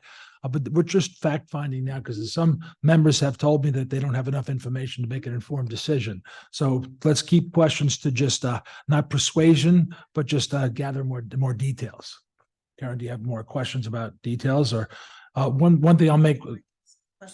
Oh, thank you. Well, Karen Hirsch is I hadn't checked her for a while. So Karen, if you want to jump in, but let me just say something before Karen jumps in, is that if it's okay, any board member that might have a question, and could you please send it to Laura, who will then possibly send that question or direct you to either Tony or the professionals that work for Tony and Laura, and be able to give us direct contact where you guys can call that professional if you want and ask certain questions if you feel it's necessary to do so. So we're opening all our resources. That's okay, Tony, to open resources in that way? Absolutely. And I was going to offer before you all excuse me from the meeting tonight that if anyone would like to have a one-on-one with either myself or 2 or 3 others on the committee to walk through anything you want, we'd be more than happy to do that. It is a tremendous responsibility that you have with a $112 million project in front of you. It is a tremendous amount of information to digest. And if you haven't been living this every day, it's a lot. You've been given a lot. For example, there's a 45-page or 46-page document in your packet that gives you the most detailed information available as to the composition of all of the costs, category by category. We need to move 6,000 cubic feet of rock. That's in there, for example. The cost of toilets is in there. So again, enough said, but if you want to have a one-on-one or a 1-on-3 or maybe a small workshop, whatever you'd like to do, we'd be delighted to help out. Thank you, Tony. Karen, your hand has been up. Karen Hirsch. You talking to Mickey Mouse again? No, well, you could call him Mickey Mouse, but no, my computer is having problems. I keep losing you guys and it keeps dropping me. So what I was going to actually ask Tony, because when we were talking about cost escalation and the timeline that needs to be changed was, for the people in the back who haven't heard it, I know that, because of cost escalation, it's, around 12,000. The costs go up like a day. I was just hoping you could sort of elaborate on how much more this costs the more we delay the start of our project, for those that haven't heard that. And then the other point is, I know we saw these numbers way back in May when we had the meeting with Turner Construction and things like that. But I know we keep talking about it, the numbers are staggering, and Michael, I agree with you, Michael Joseph, that it's largest project we have had, but if you look back, costs change over the years. So something that cost 5,000 a few years ago, is going to cost 7 now anyway. So I know the numbers are staggering, but it's still something that has to happen. So how much more are we? Is this costing us every month of delay? Karen, that's a good segue, I think, into the second part of our discussion. Well, I think it's part of the next discussion. So I think Still have a cost-based structure, cost question? Yeah. Okay, sorry. That's more of the delay caused by the MI situation. That's going to give us a per diem and a month cost. You'll be able to explain what that is, but you have a cost of what's on the sheets. I just want to, in the teeny tiny letters on the chart, we have there's a lot of different kinds of contingencies. So if you could just, because I see there's a project contingency, there's a design contingency, there's a construction contingency. And if you want to just talk through why they're in different buckets, just to explain those a little bit. Yes, typically when you're negotiating, for example, when you're negotiating with your vendors, you agree on a contingency for that particular vendor. So we have a design contingency with the architect, we have an owner's contingency for ourselves, obviously, and we have a contingency for Turner Construction. The good part is we were able to negotiate a very good number with Turner Construction, which is not only 3%, but we also were able to negotiate a requirement where before they can use a construction contingency dollar, any amount of funds. They have to get the building committee approval in order to do that. Usually it's up to the construction manager and they inform you after the fact. So not only were we able to negotiate before the fact, but also any construction manager contingency that's left over comes back to the town. So in the way you really not eliminate, but the way you really properly manage contingencies is you're looking for value management opportunities every day. And if you can keep doing that, and I can assure you this committee, we have the expertise and we have the manpower to do it. I feel very good about our ability to be able to manage the contingencies. I think you'll find the contingencies are a little high just because it's a new project. And the newer it is and the bigger it is, the higher the contingencies are. But those are very competitive contingencies. They were arrived at either through negotiations or a combination of SLAM and our owner's rep looking at the marketplace and coming back with those proposed contingencies. Excellent. Thank you. Okay. And then I'm just going to go to your page 1 for a moment or two. The site work, which is a big number of 15 million. That's both moving all the earth and all the landscape. What does that encompass? All of the, because we heard things that got added versus just kind of understanding what things are in what. Yes, the big buckets are roughly 4.5 million of that is town regulatory landscaping requirements. There's a big cost for removing rock. There is 1.6 million in that number because it is a two-step project, meaning land prep, build the building, abate and demolish the other building. That's phase 2. And then with that comes the fields. We also have to keep in mind that there is a significant drainage issue currently. This project will take care of that. So that is also in the cost. There's also some very significant building code, planning and zoning requirements for pedestrian pavilions and granite curbing, not formed concrete curbing. It goes on. You can imagine. Sorry, Christina, one more thing. Yeah. We have to remember this is a 22-acre campus. That's a major water irrigation need. We've been working with Parks and Rec. That's an absolute requirement, really pays for itself over the long term. But when you start looking at those individual components, it really runs into the money. Okay, thank you. And the abatement and demolition, the abatement is because we have some questionable substances in Central Middle, like some asbestos, or we don't know until we take it apart on the abatement number. We know we have some asbestos. You build a building in 1958, you're going to have some, right? What we're trying to determine now is how much, and that study is being done as we speak. Part of the abatement and demolition includes the removal of any hazardous building materials. And then the demo is obviously the demo. I just want to jump back for a sec to, you mentioned about the solar. I think you said 3 million. And you said there might be an alternative cost structure in managing that. You want to just briefly summarize what that option might be? Yes. Typically there's two options for solar panels from a cost standpoint. One is a straight outright purchase. And then you have the option of either maintaining that yourself or you can outsource the maintenance of it. The other alternative is to it's the same as financing it. So rather than a $3 million cash outlay, you would finance it with a third-party company. Once again, you have the choice of either outsourcing or insourcing the maintenance of that.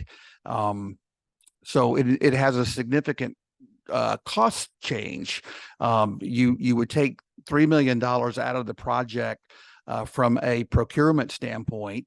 It is a financial transaction, so it would still reside on the town's balance sheet because you're financing it.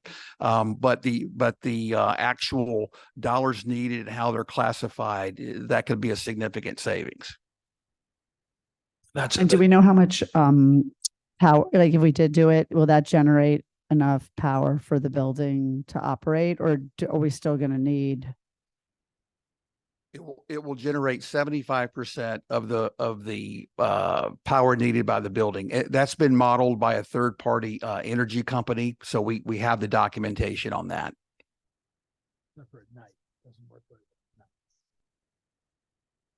Except when you have the blue moon. Thank you. Thank you, Tony. Anybody else on the cost issue? Yes, Karen. So I have questions on the solar panels, just simply because do we know what the alternative cost would be to not doing solar panels at all and versus just more traditional electricity? And then obviously that's part of question one. Question two is, upkeep and maintenance of solar panels. If you go with an outright purchase of $3 million, what is the upkeep and maintenance of solar panels and what is their longevity? We have we have a cost benefit analysis of both with and without solar panels as to what the electricity costs would be with and without. I can't speak to the lifetime expectancy of the solar panels. That is in the analysis document that we have. I think it's 25 years, but we can certainly provide that if you all would like a copy of it. I'd just be curious as to if it is 25 years and then what is the replacement cost at that point? Like, what are we expected to pay? I just like to see the outward cost going forward, just to understand and can base that on, today's dollars and what we would pay in electricity versus not having it versus what we're going to end up leaving a future board in 25 years to having to replace because we need some source of electricity because the building is not otherwise going to be able to provide the 75% without solar panels. Correct. I believe it's similar to the Eastern Greenwich Civic Center. Yes. Can I follow up? Yes. Just to wait, but it's not going to be an electricity in terms of heating and air conditioning. Is there a whole separate system, like a gas base, or is just electricity based for everything? We have worked very closely with Dan Watson on what he envisions as being the best system for his team and for the district. We've spent a lot of time with Dan. Well, I should say he spent a lot of time with us. And at this point, it's gas boilers for heating and chillers for air conditioning the building. He's used to that. He has experience with it.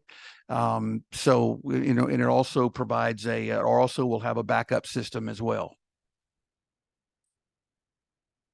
EMAC's not very happy, but we'll have to do it. It makes more I sense. gathered as much from some comments last night. Yes, of course.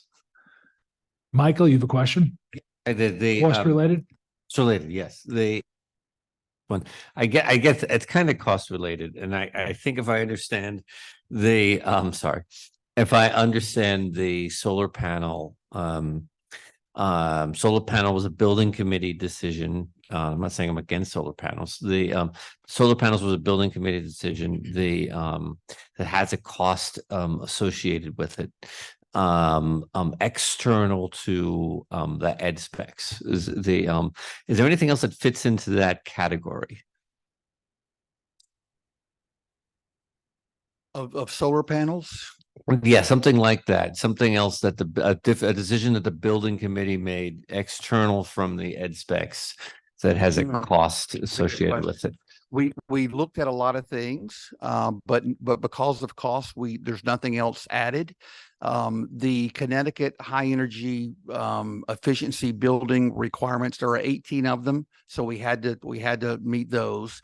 But in terms of elective sustainability items, we discussed many of them, but solar is the only one. And that's the same for other like non-environmental things, but other aspects of the building decisions that have been made. They you don't see there's no like augmentation and different things. No, we asked from we said from the very beginning, we don't want anything custom. Because custom items are very expensive. And so far that we've in pricing out, for example, siding and so forth, we've tried to identify components that would require less cutting to fit as possible, because that drives up your cost. We've tried to include as many 90-degree angles in the design of the building as possible, because once you start to do anything other than a straight 90-degree angle, you add labor cost to that.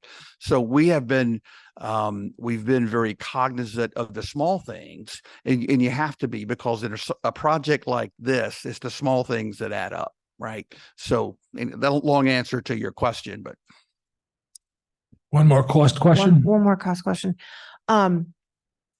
So have you, and forgive me if I should know this, but have you done the analysis? I know we talked a lot about the 2 floors versus the 3 floors, and I'm getting the impression that the 3 floors was actually cheaper than doing 2 floors because of the way you were just going up with wood and sheetrock versus going out with more concrete and excavation for purposes of foundation.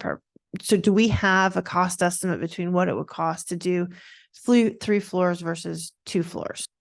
We do not, because we started down let me back up. We've looked at, I think, either 8 or 9 different building options.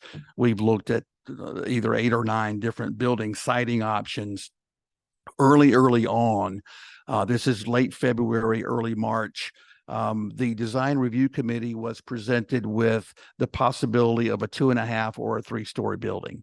The 3-story building was immediately rejected for a couple of reasons. One is the height of the building, which would require a planning and zoning variance. And we got some significant feedback from the neighbors about a 3-story building.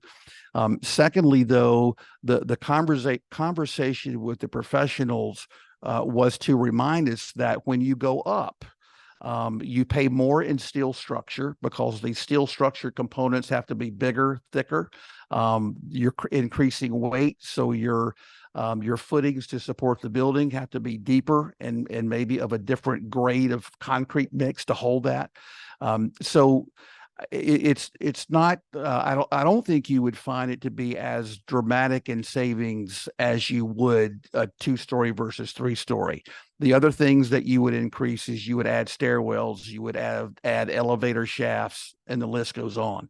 So because of that discussion and the feedback from the negative feedback about 3 stories, we moved right past that. No, and I understand. And I think it's just helpful to say out loud in the way that you articulated now, because I know that there's a discussion that's going on to say, okay, well, I understand that there was,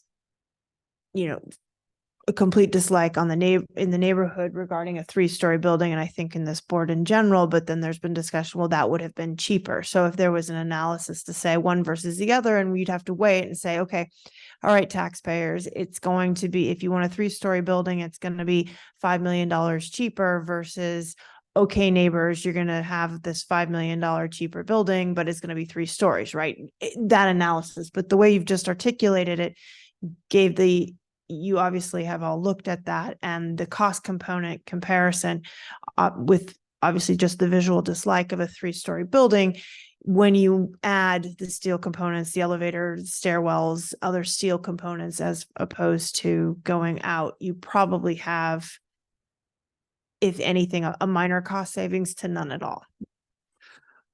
I don't know enough to answer that, other than the discussion that I shared that we had with the professionals. The other factor is it significantly reduces the number of solar panels that you can have because the roof size is significantly reduced. So that will also drive or increase your operating costs from an electricity standpoint. There's a whole host of items that indicate the cost savings would be much smaller than, let's just go 2 versus 3. Yeah.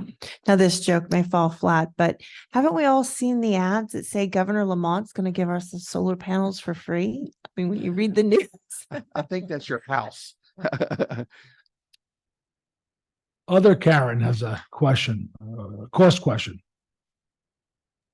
Well, nobody answered the first one I asked, but about I'm getting to that. costs escalations. Well, you said it led to this. It's still a cost question, but I wanted to ask, again, because we're still talking about this because the MI takes long, because we're kind of kicking the can. We have a contract, right, with our architects and others. So how long do we have? Does that contract go on forever, or if there's a pause on this project, do we run out of time with them as well? Is there costs added in those departments as well? So maybe I can segue now. We could shift into the MI discussion based on Karen's question. Well, I'll begin with, I was going to go to Home Depot and buy a big M and an I and tell you, Laura, I got you the MI, but I thought it was a bad taste, so I didn't do it. So Tony, let's start roughly talking about what happened Tuesday. Should I answer this question about what we're obligated to? It might, that'll lead into the cost after. Well, you can go straight to the question too, whatever you prefer to do. Yeah. So, well, we were very smart. I should say, GPS procurement was very smart because they advised us. And they've been, by the way, phenomenal in this entire process. We were able to negotiate the owner's rep contract. That's on an hourly basis that we pre-approve every month. They propose a budget for hours and we approve that or not, or amend it. The Turner Construction agreement, likewise, the Turner Construction agreement and the SLAM agreement, both are in pieces. That is, we contract for step 1, we contract for step 2, we contract for step 3. So at no point until we agree upon a bid number and we have the okay from the state to put a shovel in the ground, up to this point, and even until we again bid and put a shovel in the ground, we have the capability of continuing in a step-by-step process for each of these. We also do have a cancel clause, meaning we can stop the agreement at any time and for any reason or no reason whatsoever. That was hard to get, but we did. So Karen, you're asking one of the best questions, but we feel very good about how we're able to manage the obligations because of the step process that I described earlier. Well, like I said, my father was an electrical contractor and worked with Turner Construction on and off for years. And so I've spent a lot of time looking at those contracts because they were all over my dining room table growing up. I'm just curious because I haven't seen the contract. Do they have a cancel clause? Is there something that in case the longer we wait to do this, just because, if they're being paid, based on, I'm just trying to see what other cost escalations there would be other than just the cost for, the building, like what else there might be the longer we go with this. I just remember going through some of the stuff with Hamilton Avenue and, you know, delays there and things like that in the back, you know, as well. Yes, the only cost that would be possible is if we completely stop the project and therefore stopped any work with the vendors. This is specifically Turner and Slam. If we do that and we go for a 4-month period, they have the right to then cancel the agreement. So I can't imagine that we would absolutely stop work, but if we did, that would be the time period that we would have before they could stop the agreement. That event in itself would not cause any additional cost. However, if we restart after the 4-month period, now we've got to renegotiate the deal. And we all know what would happen from a cost standpoint if we had to go back to the negotiating table after a 4-month dead period, meaning costs would go up. So in a nutshell, that's the history behind that. Okay, and I guess when we get to MI, you can talk about also like the costs escalation per month, because again, I think it's important for people that haven't been at the building committee meetings to hear what those numbers are.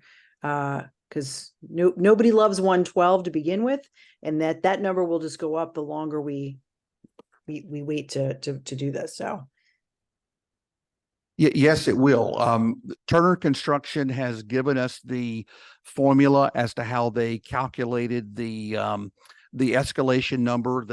It's very easily laid out. We can provide that. But as I was saying earlier, if you do the math, it comes out to $366,000 per month. We've rounded that to $365,000. If you divide it by 30, you can see what the daily delay is. And those are real numbers. You know, I recently heard someone say, well, if we stop the project, wouldn't that stop escalation? Well, no, that's like stopping inflation. That's not going to happen, particularly in the competitive environment. Yeah, and then the only other question. Oh no, I'll let you finish. Sorry. Well, combined with the competitive environment we're in, escalation is not going to stop. Yeah. And the other question that I have is because I know we shored that building up, and we have it was 5 years, so is that 3 years left? If we go longer than that, I assume we have to go back in and add more shoring for that building. Well, the current plan, well, no, we don't have a current plan. The plan as of last Friday was that we would start construction in the 3rd week in October of next year. We would complete construction in the summer of 2026. We would move in over the summer, and kids would have the green light to go to the new school in the fall of 26. At the same time, the abatement and demolition of the existing building would start, as well as seeding of the fields, which probably the then estimate would go into January or February of 27. As I was saying earlier, we're working every day now to try to understand what a newly revised timeline might be. Is it 4 months, 6 months, 8 months? We don't know yet. But once we do come up with the revised timeline, then we will, of course, publish that. But whatever number of months delay it is, there's a couple of issues there. One is you've got $365,000 a month that it's going to go up. Secondly, it will most likely put the move in sometime during the school year. And that's difficult. At a minimum, the movers need 2 to 3 weeks, at a minimum, 2 to 3 weeks to move everything in. And so that can't be done over a holiday period because you don't have 2 to 3 weeks. You might have 2, but you don't have 3. So that will have to be dealt with at some point too.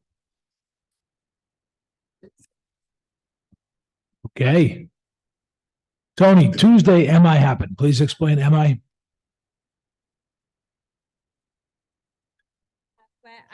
I would like to ask a question. Attorney Schallenberg, can you relay the events of our discussion on how this came to be.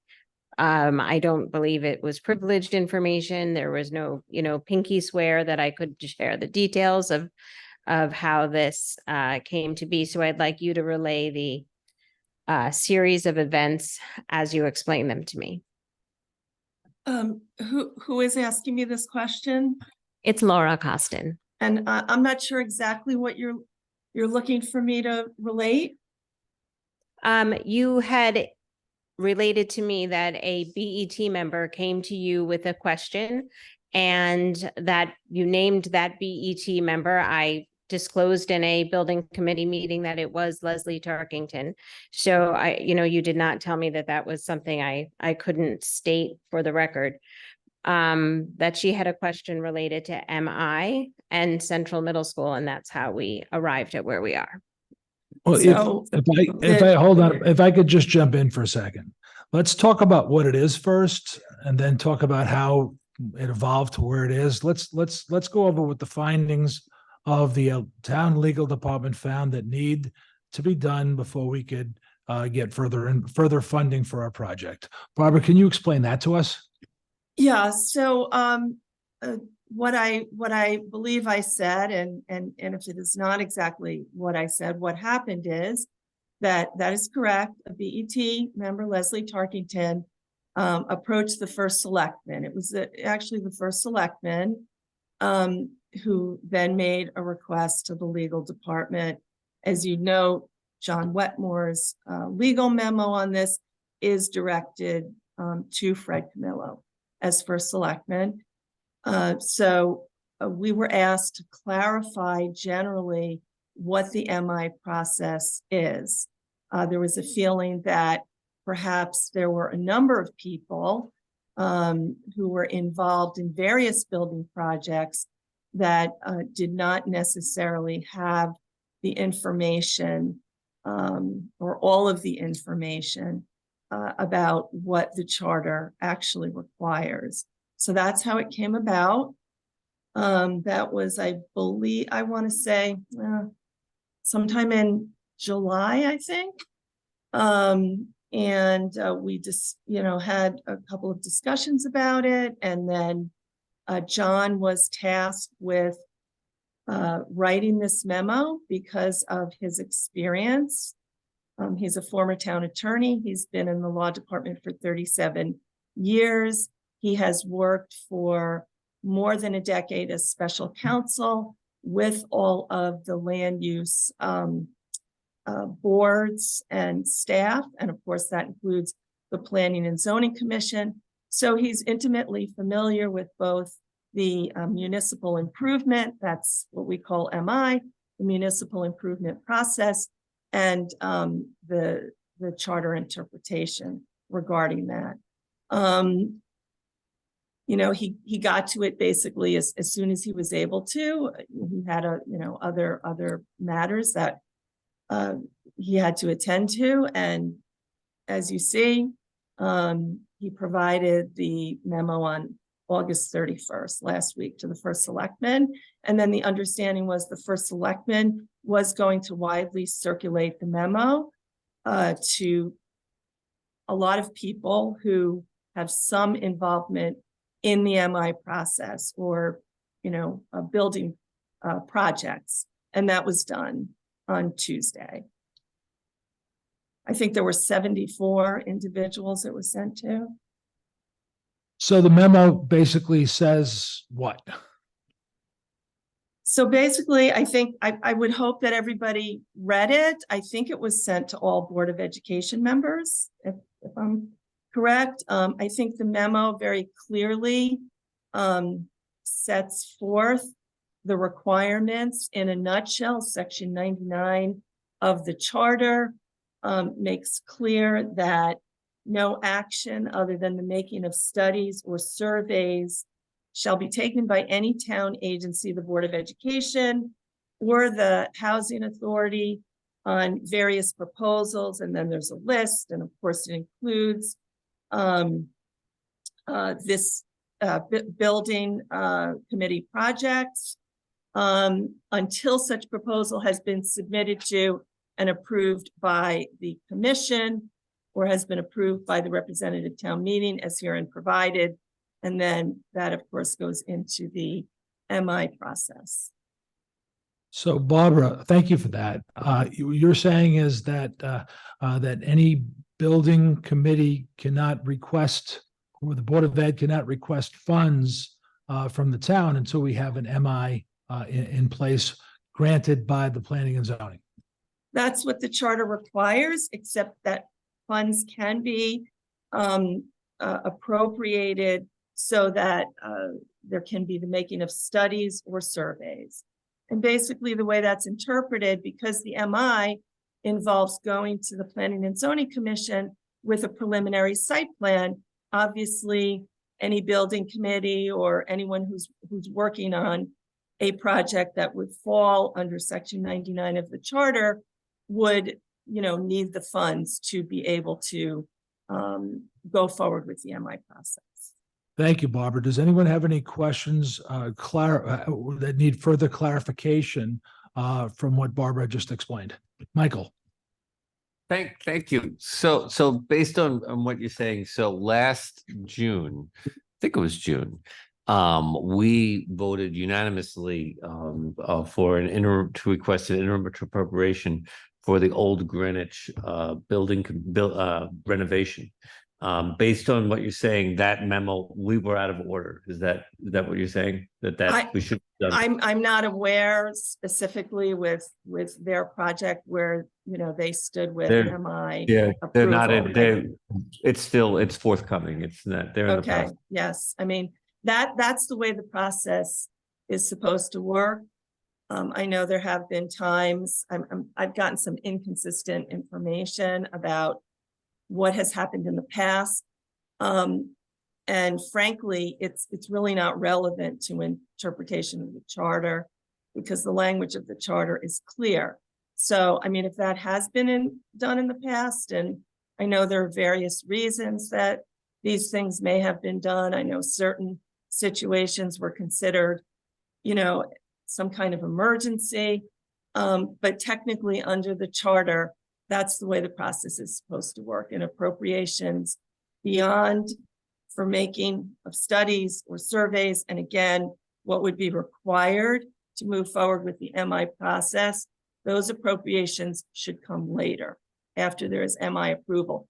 And I want to emphasize that, I'm hearing about the length of time this should take. And I am certainly not the expert. John Wetmore is much more the expert in the law department when it comes to the MI approval process. But what's involved here is presenting a preliminary site plan. Eventually, the Planning and Zoning Commission for all of these projects has to approve a final site plan. But the MI process is just preliminary. So not all the work that has to go into a final site plan has to be presented to the Planning and Zoning Commission in order to obtain MI approval. And from what I've been told, I mean, this is not something that should take 6 months. Okay, we're going to go to Christina, but I would like to say something just for clarification purposes. I believe the $70 million already allocated for this specific project that was allocated without MI. So there's no fault of yours, Barbara. That's not why I'm pointing that out. I'm just saying past practices were somewhat inconsistent. And I'm glad these things are being pointed out for going forward in the future to make sure we don't do things that are not according to the charter. That's just a Right. statement I'd like to make. Christina. Barbara, hi, thanks. So this memo was provided to Fred as the quote client, correct? Right. But the Board of Education is separate from Fred as an entity, and I would query whether we are in a position where we should be retaining our own counsel to get an opinion, because this is an opinion of one lawyer. I'm not sure. It's his, thoughts on it. I think as a board, I think we should be having a discussion about considering hiring a lawyer to give us our own opinion. Just in terms of. Well, the charter does say that the town attorney it authorizes of outside counsel. I do have to point out, and this has come up, this came up in the law committee yesterday, this has come up in other discussions. Honestly, if you look at this language, there is no ambiguity here. So to bring in outside counsel to me is frankly a waste of money. Well, There's Barbara, just with no all the- other, I there's no actually think- other interpretation that makes sense. Well, until The we have language another is- interpretation, we don't know that there's no other interpretation. And I think there is some ambiguity, and I think particularly given that past practice in this town has operated, for example, the GHS vestibule, Cardinal Stadium, and New Lebanon all had full appropriations of those projects before MI. So clearly, if there's been screw ups along the way, that's one thing, but I think perhaps there is an open interpretation to it, given those projects have all moved in that process. Well, So I'm First just, of all, I'm hearing giving my, inconsistent information about what actually happened with some of those projects, but I can again, give you the dates of those that they all Well, did, those three did. No, but Barbara, that doesn't matter. You're saying it doesn't Okay, matter, but the I- point I being really- is that I think there's an ambiguity. And what I'm is the just telling you- ambiguity? I'd like you to point out what you think the ambiguity in the language is. I haven't read it in as much detail. I read Mr. Well, Wetmore's it's memo. not a long passage. It says, after the passage of this article, no action other than the making of studies or surveys shall be taken by Well, whether any it's town agency, the appropriation, Board of but is it Education. appropriation considered an action? Because is it, or is it a If an shovel hitting the ground? appropriation is not considered an action by a board, a vote by a BET to appropriate money, if that's not considered a board action, what would you consider an action? Well, we're gonna move on to another question, if that's okay, then come back to this if need to. I just But- don't see any ambiguity there whatsoever. No, and that's fine. That's good. That's fine. Kathleen. please. Yeah, so I'm just getting up to speed on all this. And so I've worked with you in the past, Barbara, so I appreciate your perspective, but I'm actually just a little, having been on the board now for a while, I'm a little bit bothered by the fact that our past practice is completely different and the town, and frankly, it could be an open liability. So I think it's incumbent upon us to get another opinion. And also our because board. this section of the charter predates all of the state construction office requirements for us as an entity for the Board of Ed. So I'm not going to debate the merits of it with you because I'm not a lawyer, but just as a financial person, I would say that it's prudent for us to actually retain our own counsel and just, and if it comes up with the same opinion, great. But if it doesn't, then that's also important because I think it's important that we as a board, we have to question all of the past practices and so does the town. So thank you. Thank you, Laura. Okay. So speaking on the point of no action has typically and historically meant no shovels in the ground before MI. Further, speaking on the issue of ambiguity, right now there is a refusal on the part of Attorney Wetmore in the town attorney's office to give the building committee and the board complete information. Mr. Wetmore's opinion references 3 previous opinions germane to the issue. That's why they were footnoted in his text. I've asked nicely for them to be provided to the building committee and the BOE. He has to this point refused. And given that there are other seemingly germane and related opinions to this issue, it is perhaps the reason why there has been inconsistency in the process. And Mr. Wetmore has cited privilege, but given that he's already disclosed these opinions, I believe the horse has kind of left the barn on privilege. And I really find it hard to believe that that is a collaborative posture on the part of the town attorney's office. It's hard to perceive that as a friendly position. So because we are This is, empowered. let me please respond to that. This is not an issue of transparency or whether the law department is being quote unquote friendly or not. It is an issue of attorney-client privilege. We are in discussions about that. Just because they are cited in the opinion by law, that does not destroy the privilege of the document. There may be a way to provide the information without actually providing those particular memos. An attorney-client privilege is a serious consideration that a lawyer has to take into account. So it is not quite as simple as you think it is. And just again, because he cited them in the memo, that is not destroying the privilege. But we are working through that and we will see what we can provide.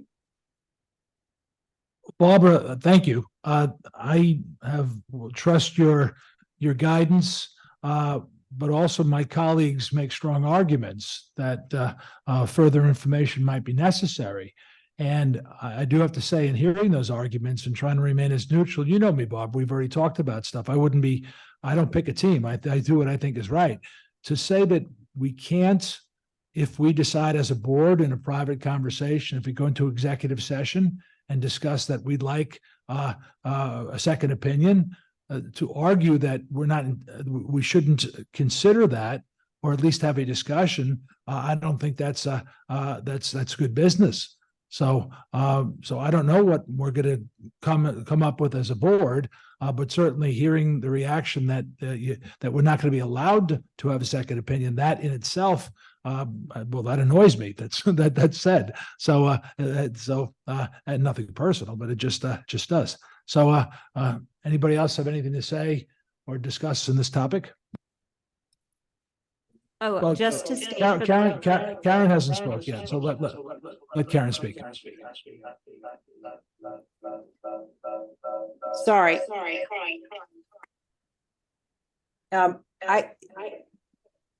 My quick question is, this, It was Karen Kowalski that were, sorry, wrong oh, Karen. sorry, I had my hand up for a while too. I'll go back to mute.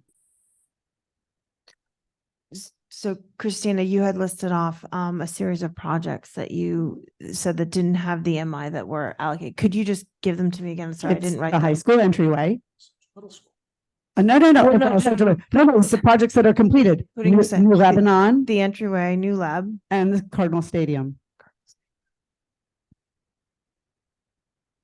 Where the appropriation was made before the MI. I'm not necessarily saying that the shovel hit the ground, but that the appropriation was made. No, they were in the regular. I'm budget just going to budget. say I've gotten different information about some of those projects, but I'm certainly not privy to all of the information. Karen Hirsch. Well, this is just sort of, I kind of echo what Joe's statements are. If we as a board decide we wanted other information and we're being told that we can't, that is a concern to me. We do have different interests than maybe other members of the town or town bodies, but because our responsibility is to our students.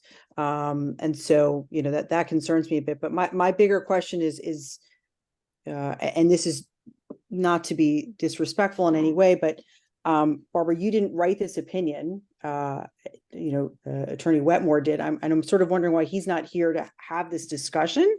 If that was the case, only in the fact that there's a lot of questions. We just received this, and to me, there's Karen, I it's a could lot just of answer that. repetition of what's Karen? in our charter, but not a lot Karen, of.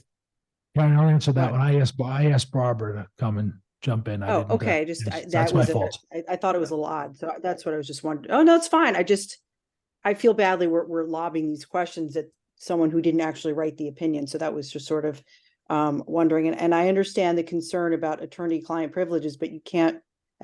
It seems very odd to me that those are referenced in a document as reasons, and yet we have no ability to see those. And also, we know that this practice is not new. I have concerns that we can't, sort of have a discussion and see what this is based on.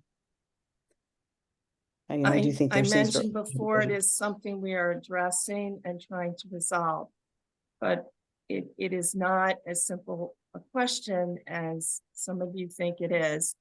And again, attorney-client privilege is something that lawyers have to take very seriously, and lawyers do not have the right to waive an attorney-client privilege. And if you waive a privilege, that opens up a Pandora's box, not just for a particular document that you might be waiving it for, but for other matters as well. So it's a serious issue, but as I said, there may be a way to get the information that's in those documents out to people. As I said, we're trying to work through it. We understand the concern, but Then maybe they can be shared in it's not just a executive simple, session, but my point is, it's not just a simple transparency issue or an issue of not wanting to be friendly. All right, we're gonna go to Laura. Yeah, I'm not arguing that. it seems very strange. I've never seen that before, that it's I based on things understand that it. we It can't seems strange have if understanding. you're not an attorney. I get that. So I did ask Attorney Wetmore to provide redacted documents. He declined. I asked for a summary. That was also not a request that has heretofore been granted. So the other issue is, if you are a town attorney, your client is the town, not individuals within the town. So in other words, the privilege is not bestowed upon individuals within the town. It is the town itself. These are publicly elected officials using taxpayer dollars to pay a law firm or a lawyer for an opinion. There is no privilege here. So the other issue is that I'm sorry, but you're legally stating something that is not correct. I really I don't know what else to say, but you're making statements about you what the did law state that is, the town which is was not your, correct. you stated that you are the town attorney. Your client is the town. Is it individuals within the town or is it the town? It's a very simple question. There are officials who work for the town. When attorney-client privilege documents are provided to certain officials, it doesn't automatically mean that anybody who happens to be working for the town or some way involved with the town government is automatically privy to those documents. I think that's a separate issue that we're not addressing, but because of the ability of the board under policy 9125 to quote, appoint or either further on a full-time or on a retainer basis an attorney to serve as the board's attorney. The primary function of the attorney is to provide professional legal counsel and representation to the board under policy 9125. So the board is well capable under its policies and procedures to seek a second opinion. Michael? That is a policy. However, the charter controls. So I know there's a couple of threads here to this conversation. I'm wondering if it's possible for us, if we need guidance around the steps moving forward beyond just the MI here around Central Middle School, right? We have a budget process is about to start and things, and I'm trying to. I'm having difficulty wrapping my head around what that's supposed, what the capital budget process should look like. If the charter says you have to have MI first, does that mean we shouldn't be appropriating anything in the capital budget for these major projects? Or how that relates? That's what I don't So understand. Michael. Well, so you're saying I'm we- completely aware. To a capital budget then. Well, that's why I'm very confused. So Barbara, now that's a very good point, though. I didn't even realize this till now. Thanks for enlightening me. We can't do a capital budget. We have to have MI for everything going forward. So our capital budget is zeroed out going forward. We can't do a capital budget then. I mean, MI does not apply to everything that the board does. Well, if MI doesn't apply to everything, how come it applies to Central Middle School? But So, major capital. I don't want to be arguing, but there seems some inconsistencies here where a second opinion is probably important for us to get because there's some inconsistency. Go ahead, Michael, you stimulated the thought. Or not even second opinion. I think clarity from the town legal department on budget would make sense. Yeah, because Barbara, just how can we make a capital budget? I don't know. I'm happy to have this discussion with John and provide further information. Thank you. Any other questions? Are we going, could we go into executive session? Well, I don't know. Let's go to Karen first. Go ahead, Karen. I have two questions. One comment, one question. I don't think everything requires an MI, so I don't think that's, but I think we need clarity. I wouldn't disagree. No, I don't think it's a second opinion. I think it's clarity and having an executive session conversation with our council in regards to this particular topic, which I think this is extended beyond to finding out what is in fact an MI and what is an MI needed for in connection with other projects. But my question, I guess, goes to Tony on this one is, how far along are we in the MI process now? And what does that look like from a timeline? Because I assume you're still moving forward to get the MI. So where does that stand? Great question. We had on July, I think it was 18th, what is known as a pre-application meeting with the Planning and Zoning Commission. The project and the details up to that point were very well received by the Planning and Zoning Commission.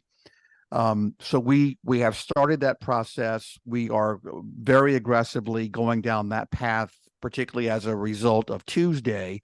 We plan to make the first presentation to receive MI status on October 17th. That is the next Planning and Zoning meeting to which the professionals feel as though they can have all of the documentation ready to present for MI status. It's highly unlikely we will get it on October 17th because there's always questions that come up in that presentation. Particularly, it's going to be a lot of discussion around the proposed landscaping plan. There's going to be a lot of discussion around drainage, particularly with the neighbors. Where's the water going, and so forth. So, yes, that is the status. That's the target date for the first presentation. Maybe it'll go to November for the second presentation. I hope it doesn't go past that. But there's so many influencers to that decision. Be it, the neighbors have to be notified again. The list goes on, and we still have to go to DPW. We still have to go to the tree warden. There's other departments that the Planning and Zoning Commission will want us to have talked to and gotten advice from somewhere along this process. That was a very long answer, Karen, to your question, but. Okay, thanks. I apologize. The amount of information that's getting circulated right now is immense. No, I appreciate that. Has the building committee gone to the P and Z for an MI previous to this? Has there been, or is this will be your first introduction to them on this topic? Well, it'll be the second meeting. The first introduction was in the pre-app meeting in July. And then, so this will be the second meeting with the Planning and Zoning Commission. Got it. And then, never mind. I can save that question for later.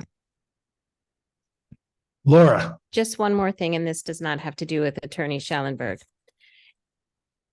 the MI is a planning tool. You can't do a site plan without being granted authority over the site, which we haven't been given. So it's hard to imagine how, why we are being subjected to this in the first place, because it requires us, even now, to spend, I don't know how much money we've spent so far, for a site that MI, they're requiring you to do all this work for a site that hasn't officially been given to you. So it doesn't honestly make sense philosophically. Also, the charter and the planning and zoning regs are not simpatico. In other words, the charter doesn't tell you what you have to do to get MI. It has very little agreement or any kind of, there's just no connection between the two. If you look at what is required for an MI, I don't know if I could fill it out. Maybe Joe could or Tony could. You could fill out this one little page and provide a narrative and prove that it's consistent with POCD. And theoretically, according to that, handy dandy little form, an MI would be very easy. Whether that's past practice at planning and zoning is another open question. There is absolutely no consistency in the process. Okay, that was a robust discussion. We have, of course. So Dr. I think Jones. one thing that I will do as a follow-up is generally, because staff are not always, facility staff are not always even sure when you need an MI and when you don't. We do a lot of projects on our capital plan every year. So, two projects that come to mind, like Eastern, when we redid the front entrance to Eastern for ADA access, I'll go back and check with facilities and see which one of those projects needed MI. Most of them they're all appropriated when we go for our capital budget, but traditionally we haven't had those MIs for projects like that. So it could have really huge impacts, but I'll also go back and double check on what projects we've had in the last couple of years, just so we have good information. Thank you. Okay, thank you, Barbara. Sorry, it was not the most joyous conversation, but we have okay. to do what we have to do. All right, good And night. thank you. Good night. And thank you, Tony, for being incredibly informative. You're more than welcome to stay with the extra hour with us, doing further stuff if you like, school stuff. I'll tune in on the way home. Of course you will.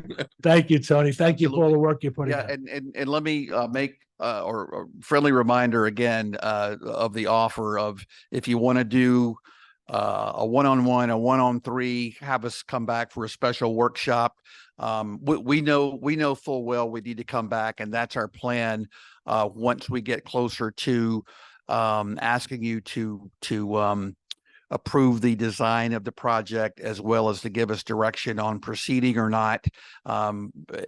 We will definitely have a very robust presentation with the professionals here and everything. But again, if you want to do something in addition to that prior to, just say so. Thank you, Tony. Appreciate it. We're done with this topic. If you want to conclude, go ahead. Quickie. While we could not ask for the money for Central under the current construct we find ourselves in, we could theoretically express support for an interim. Could we not? We can't ask for it. That's action. Can we express support? You mean this evening? Well, No, that'd be whenever it action. pleases It's us. not an action item. And since we took it off as an action item, I was told later on we can't put it even as an action item, with discussion only. Oh, so I can't make any motions. No motion. Okay. Thank you. Thank you, Tony. Okay, superintendent goals.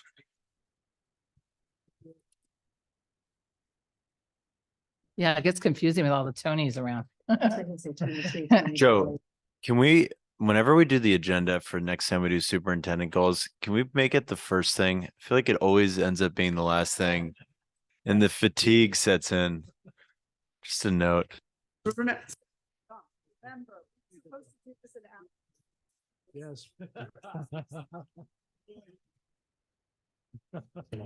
Okay, so I'll walk you through. I'm sure you've read them intently and really studied. But there really are three major goals. None of this, I don't think, will be a surprise because my superintendent goals align to the strategic plan of the district. And then all of our school improvement plans that you'll be seeing in the coming weeks, those tie again. We're all linked together. We spent time at leadership working on this, and we have, and I'll show you a couple of probably slides, but where you can just see how it all kind of, goes together on a pyramid with the district at the bottom, superintendent goals, and then our school site plans, and then principals tie all of their goals right back in as well. And every school is, of course, looking at their own data for their school improvement plans. So on number one, it's the development of the alignment of pre-K through 12 plus, which you saw tonight. I mean, that's why we had so much to share. We're really focused on making sure that we have systemic practices and resources. And we hope that, you walk in a fourth grade classroom in one building, you walk in a fourth grade classroom in another building. We don't have different math materials being utilized. We're really trying to be very consistent. So what you see under the commitments, those are very much things that you've heard us talk about, and the new items that we are really working on this year. We are getting brand new standards for K-5 social studies. We're waiting on those from the state. We, again, reviewing and refining the math and science opportunities. This year we have 3 levels of middle school math at 0 hour at the high school. We have to really start planning for these students. We have a 7th grader taking calculus. What is that student going to take by the time, they're sophomore and junior? So we need to really we're doing exactly what the board asked us to do, but along with that comes some other challenges. So those are all built into my goals to make sure we continue moving forward. I'm not going to read them all to you. The second goal is really around our special education action plan. We're very, very focused on that. We have new preschool curriculum again, which you approved, that we're rolling out. Stacy will be coming before you, to update on everything that's happening out in the buildings. We also have just finished a project over the summer, which was the second step for Community Connections, our 18 to 22 program. Beautiful brand new kitchen on the very first day. They were already utilizing that as part of their curriculum, because we call it like a micro apartment is what we're doing. It's you're teaching those living skills and independent skills. So we're excited about that. Again, I won't read it all. We're providing oversight to fully implement all the district priorities. So when you turn the page, you're getting into really 11 priorities for the district. And on the far right-hand side are the metrics, where we're aiming for each one of those priorities. And again, you can kind of read through these on your own. That, preschool curriculum is obviously a priority in what we're doing in early childhood. We're continuing all of our big ideas implementation, vertical alignments. We're looking at our 5-year data. And again, with brand new strategic plan, we have some new metrics. So we're very focused on that. We also want to make sure that we are very focused on our high school students graduating in 4 years.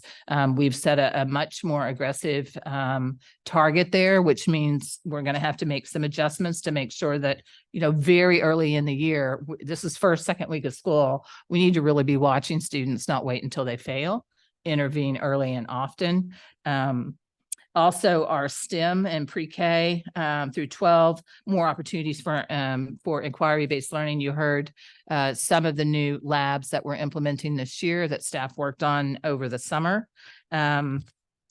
We also have priority 8. This is really looking at enhancing the website. And regarding the curriculum, we continue to do that. And again, I think at the next meeting, when you see our survey data, one thing I was really proud about is the vast majority of our parents are saying they know how to help their kids at home. And I think it's a lot of the work that the entire curriculum team has done to either have presentations all year long for the parents that really want it. We have the parent portal where they can see their child's data. And I will tell you, probably the vast majority don't look at the portal because we'll go in and look at the numbers, but the parents that want it, it's there. We also have a priority 9, which is consistency to support that mental health aspect. We're very focused at our wellness center at the high school this year. Anne's kind of auditing the wellness center. That's one of her tasks this year. And we've really said, okay, you're in charge with one of our senior administrators at the high school, just trying to really tighten up what goes on in the wellness center. Again, the positive working environment for teachers and staff. And I think we're definitely moving in the right direction. That's why I think we retained people. We didn't have a lot of people leaving us this year. And then the last one is really looking at the high school master schedule, looking for expanded opportunities. And we have a new mandate that's going to be really important we have to work on this year. And that is to plan for the addition of financial literacy. That was also legislated this last session. And while we've had a financial kind of class at the high school, it's not a 0.5 credit. And this particular course must fall in humanities or as an elective, and it will impact every student who's in 8th grade will have to go through that course at GHS. So some of these things that are on my superintendent goals, we're going to have to work also as the policy committee, because there are many things that are driven by policy, from the preschool age to the community connections age to this last one that I just mentioned, like financial literacy, which is graduation. We need to update that document as well. So all of these, again, tie right into the strategic plan. And I will say on this last one thing is really also looking at that flex opportunity block. And, I think most of you that were at graduation remember one of our valedictorians saying it's changed names every year and we keep tweaking it. It hasn't really worked the way it's supposed to. And so we need to continue to refine it, because it's not working the way that it is. So that's part of our goals this year too. Okay, are we missing a goal here to be ranked #1 school in the state? I'm just kidding. Any real questions? Michael? Thanks, Tony. This is a lot of great stuff here. When I saw it this week, I was excited by it. With the board's permission, I think it'd be helpful maybe if the strategic plan committee met before this comes back to talk it through and whatnot. Not necessarily about language and things. But my thought is, we have a board goal that we drafted last spring around aligning all of our work around the strategic plan and whatnot. And I think particularly on this second page, we might think about how these priorities, to what you just said, like how these graphically, even how these priorities align to the strategic plan. So if our goal here, for example, is to increase students' sense of belonging, right? And that's the ultimate goal. One of our priorities to doing that this year one of your priorities of doing that this year is looking at the opportunity block, for example, and aligning things that way. And I think you see just about in everything, you'll see that connection. I think you spoke to it, but I think that might be another way of thinking about this. Is instead of 11 priorities, we've got 6 strategic goals in the strategic plan, and all these priorities are part of that work towards the plan. So that might be a way to think about it, but I think that might be something I would suggest that lots of folks obviously able to give input on it, but that might be something that the subcommittee might want to talk about, if that makes sense. Christina? That's fine. I think Mike, I had a couple global thoughts on this. And I do think, to Cody's point, we can't be beating the dead horse. I think we got to vote on these in 2 weeks. I think Tony did a spectacular amount of work on this, and we're going to close the book on this. In my mind, it would, in an ideal world, at our meeting in 2 weeks. I have kind of a couple global comments. I'm concerned that there's redundancies. And I guess that's a question. If you feel like things are in there too frequently, or if you don't care, that's fine as well. But it just feels like there are some things that are in here that are priorities that are also in the goals. So that was, which I'm happy to give comments on. And my second point globally was that there's a lot of district priorities. And I know we got sucked into that morass in the past. And I want to make this a workable document for you. So I think kind of to Mike's point, maybe less is more, or consolidating things to align with our strategic board goals and the strategic plan. And then I have some other little minor thoughts, but those are, I can send those to you. But I don't know, Mike's nodding his head like he agrees with what I was saying.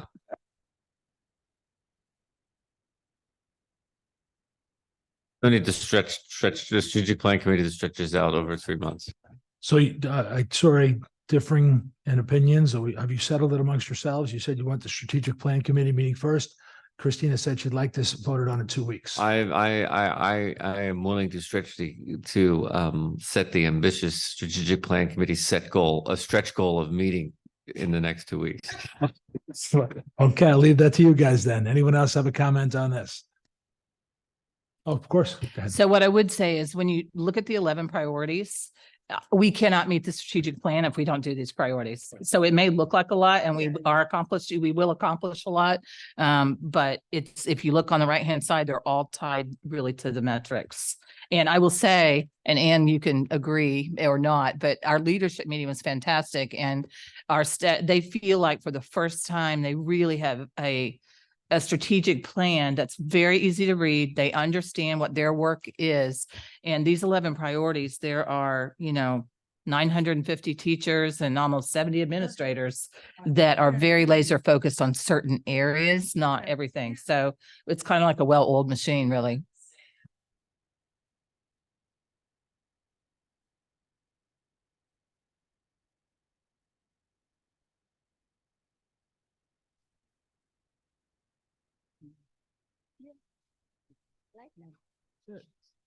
We did that. Yeah. And can I just add one more thing, just in case you didn't notice, I'm sure you did. On the actual strategic plan, the colors have all changed. It used to be like purple, and that was because I ran it through an ADA checker for documents and it was not compliant. And so then I went back to Mike Antonaccio and said, I've got to fix the colors. So it is compliant now. That's the question. That's cheating. Okay, we done with this topic. Let's move on to Michael's topic, research ed update.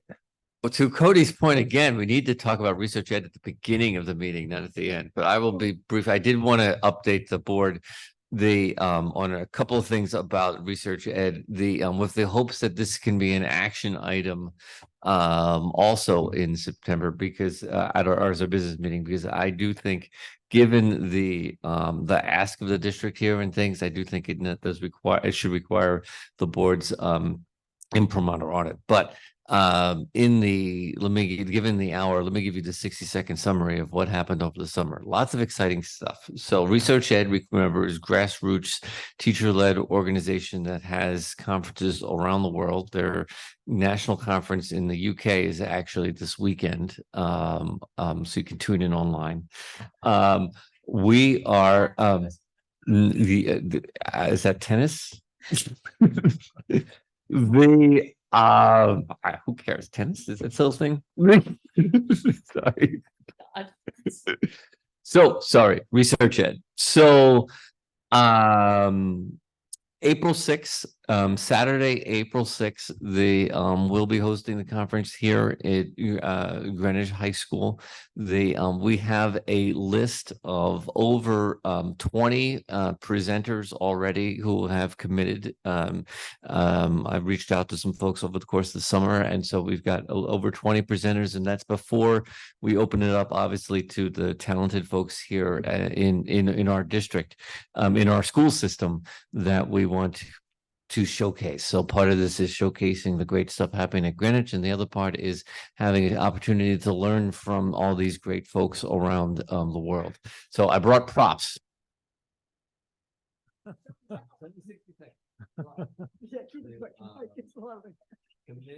It's so good idea, because I want to give a sense how exciting this actually is. This is actually going to be a really big thing. So committed to Research Ed already are the authors of NeuroTeach, Glenn Whitman and Ian Keller. The Knowledge, Natalie Wexler, and the Knowledge Gap is coming. Kim Marshall, So you you undoubtedly know the Marshall memo. You get it. You might not read it, but you get it. You have a subscription.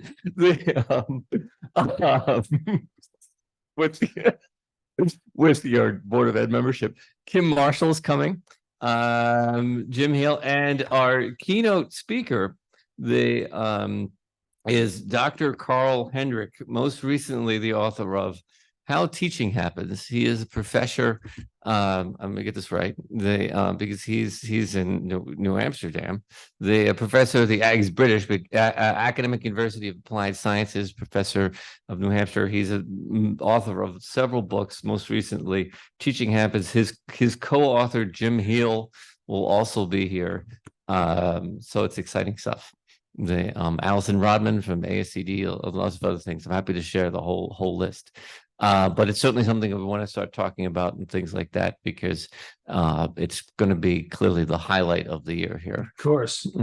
Mike, you had asked me to set up arrange to have one of your sessions or meeting at the Bruce Museum. I don't have a connection there, but I spoke to Fred, our first selectman, and I will put together a meeting between the three of us to discuss possibly incorporating the Bruce Museum into your plan. That'd be fantastic. Also, we might want to invite the Chamber of Commerce to that meeting, because you'll have people staying in hotels and eating at restaurants. So there might be opportunities for them to be involved as well. Absolutely, sounds so great. Be prepared in the near future for that meeting of Chamber of Commerce, you, me, and Fred. Great. There is already a Greenwich Research Edge block of rooms, discount block at the Greenwich Hyatt. Oh, nice. For international guests. Wow. It's a teacher conference. The Delamar folks are going to the US Open. Okay, are we good? We're good. Okay, we shall move on to the next item, which is, the item we've all been waiting for, the action item. And this is a short enough motion for me even to read. Accept the state of Connecticut evaluation flexibilities for school year 2023-24. Do I have a second? We have a second. And Anne, do you need to discuss anything, or we just vote on this thing? Does anyone have any questions? Christina, go ahead. Just how you made the decision, because there was like a choice involved to keep with flexibilities or go to the other methodology. Okay.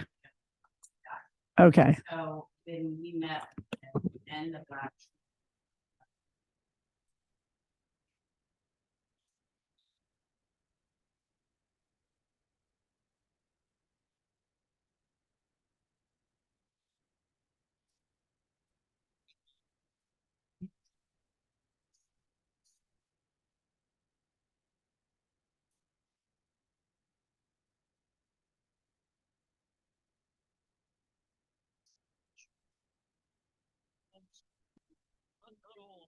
So far, that seems to be the consensus.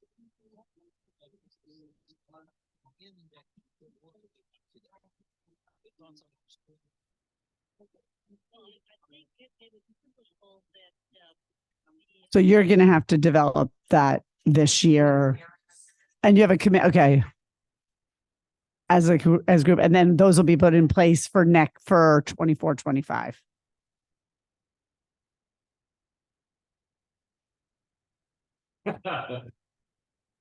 That's right. All that wonderful information didn't hit the public. So we are going to use the same flexibilities that we've used for the past 2 years. We will be doing observations, but it really has been streamlined for the past 3 years, which has been very successful with our teachers and our administrators. We are going to be developing a new educator evaluation system based on what the state board has approved as of the end of June. We have to develop it this year. We will bring it back to you for your approval, and we'll go forward. And I think it's going to be very good. Well, I'm for that. Let's have a vote. All in favor? Unanimous. Great job, Ann. You have a motion. What motion do you possibly have?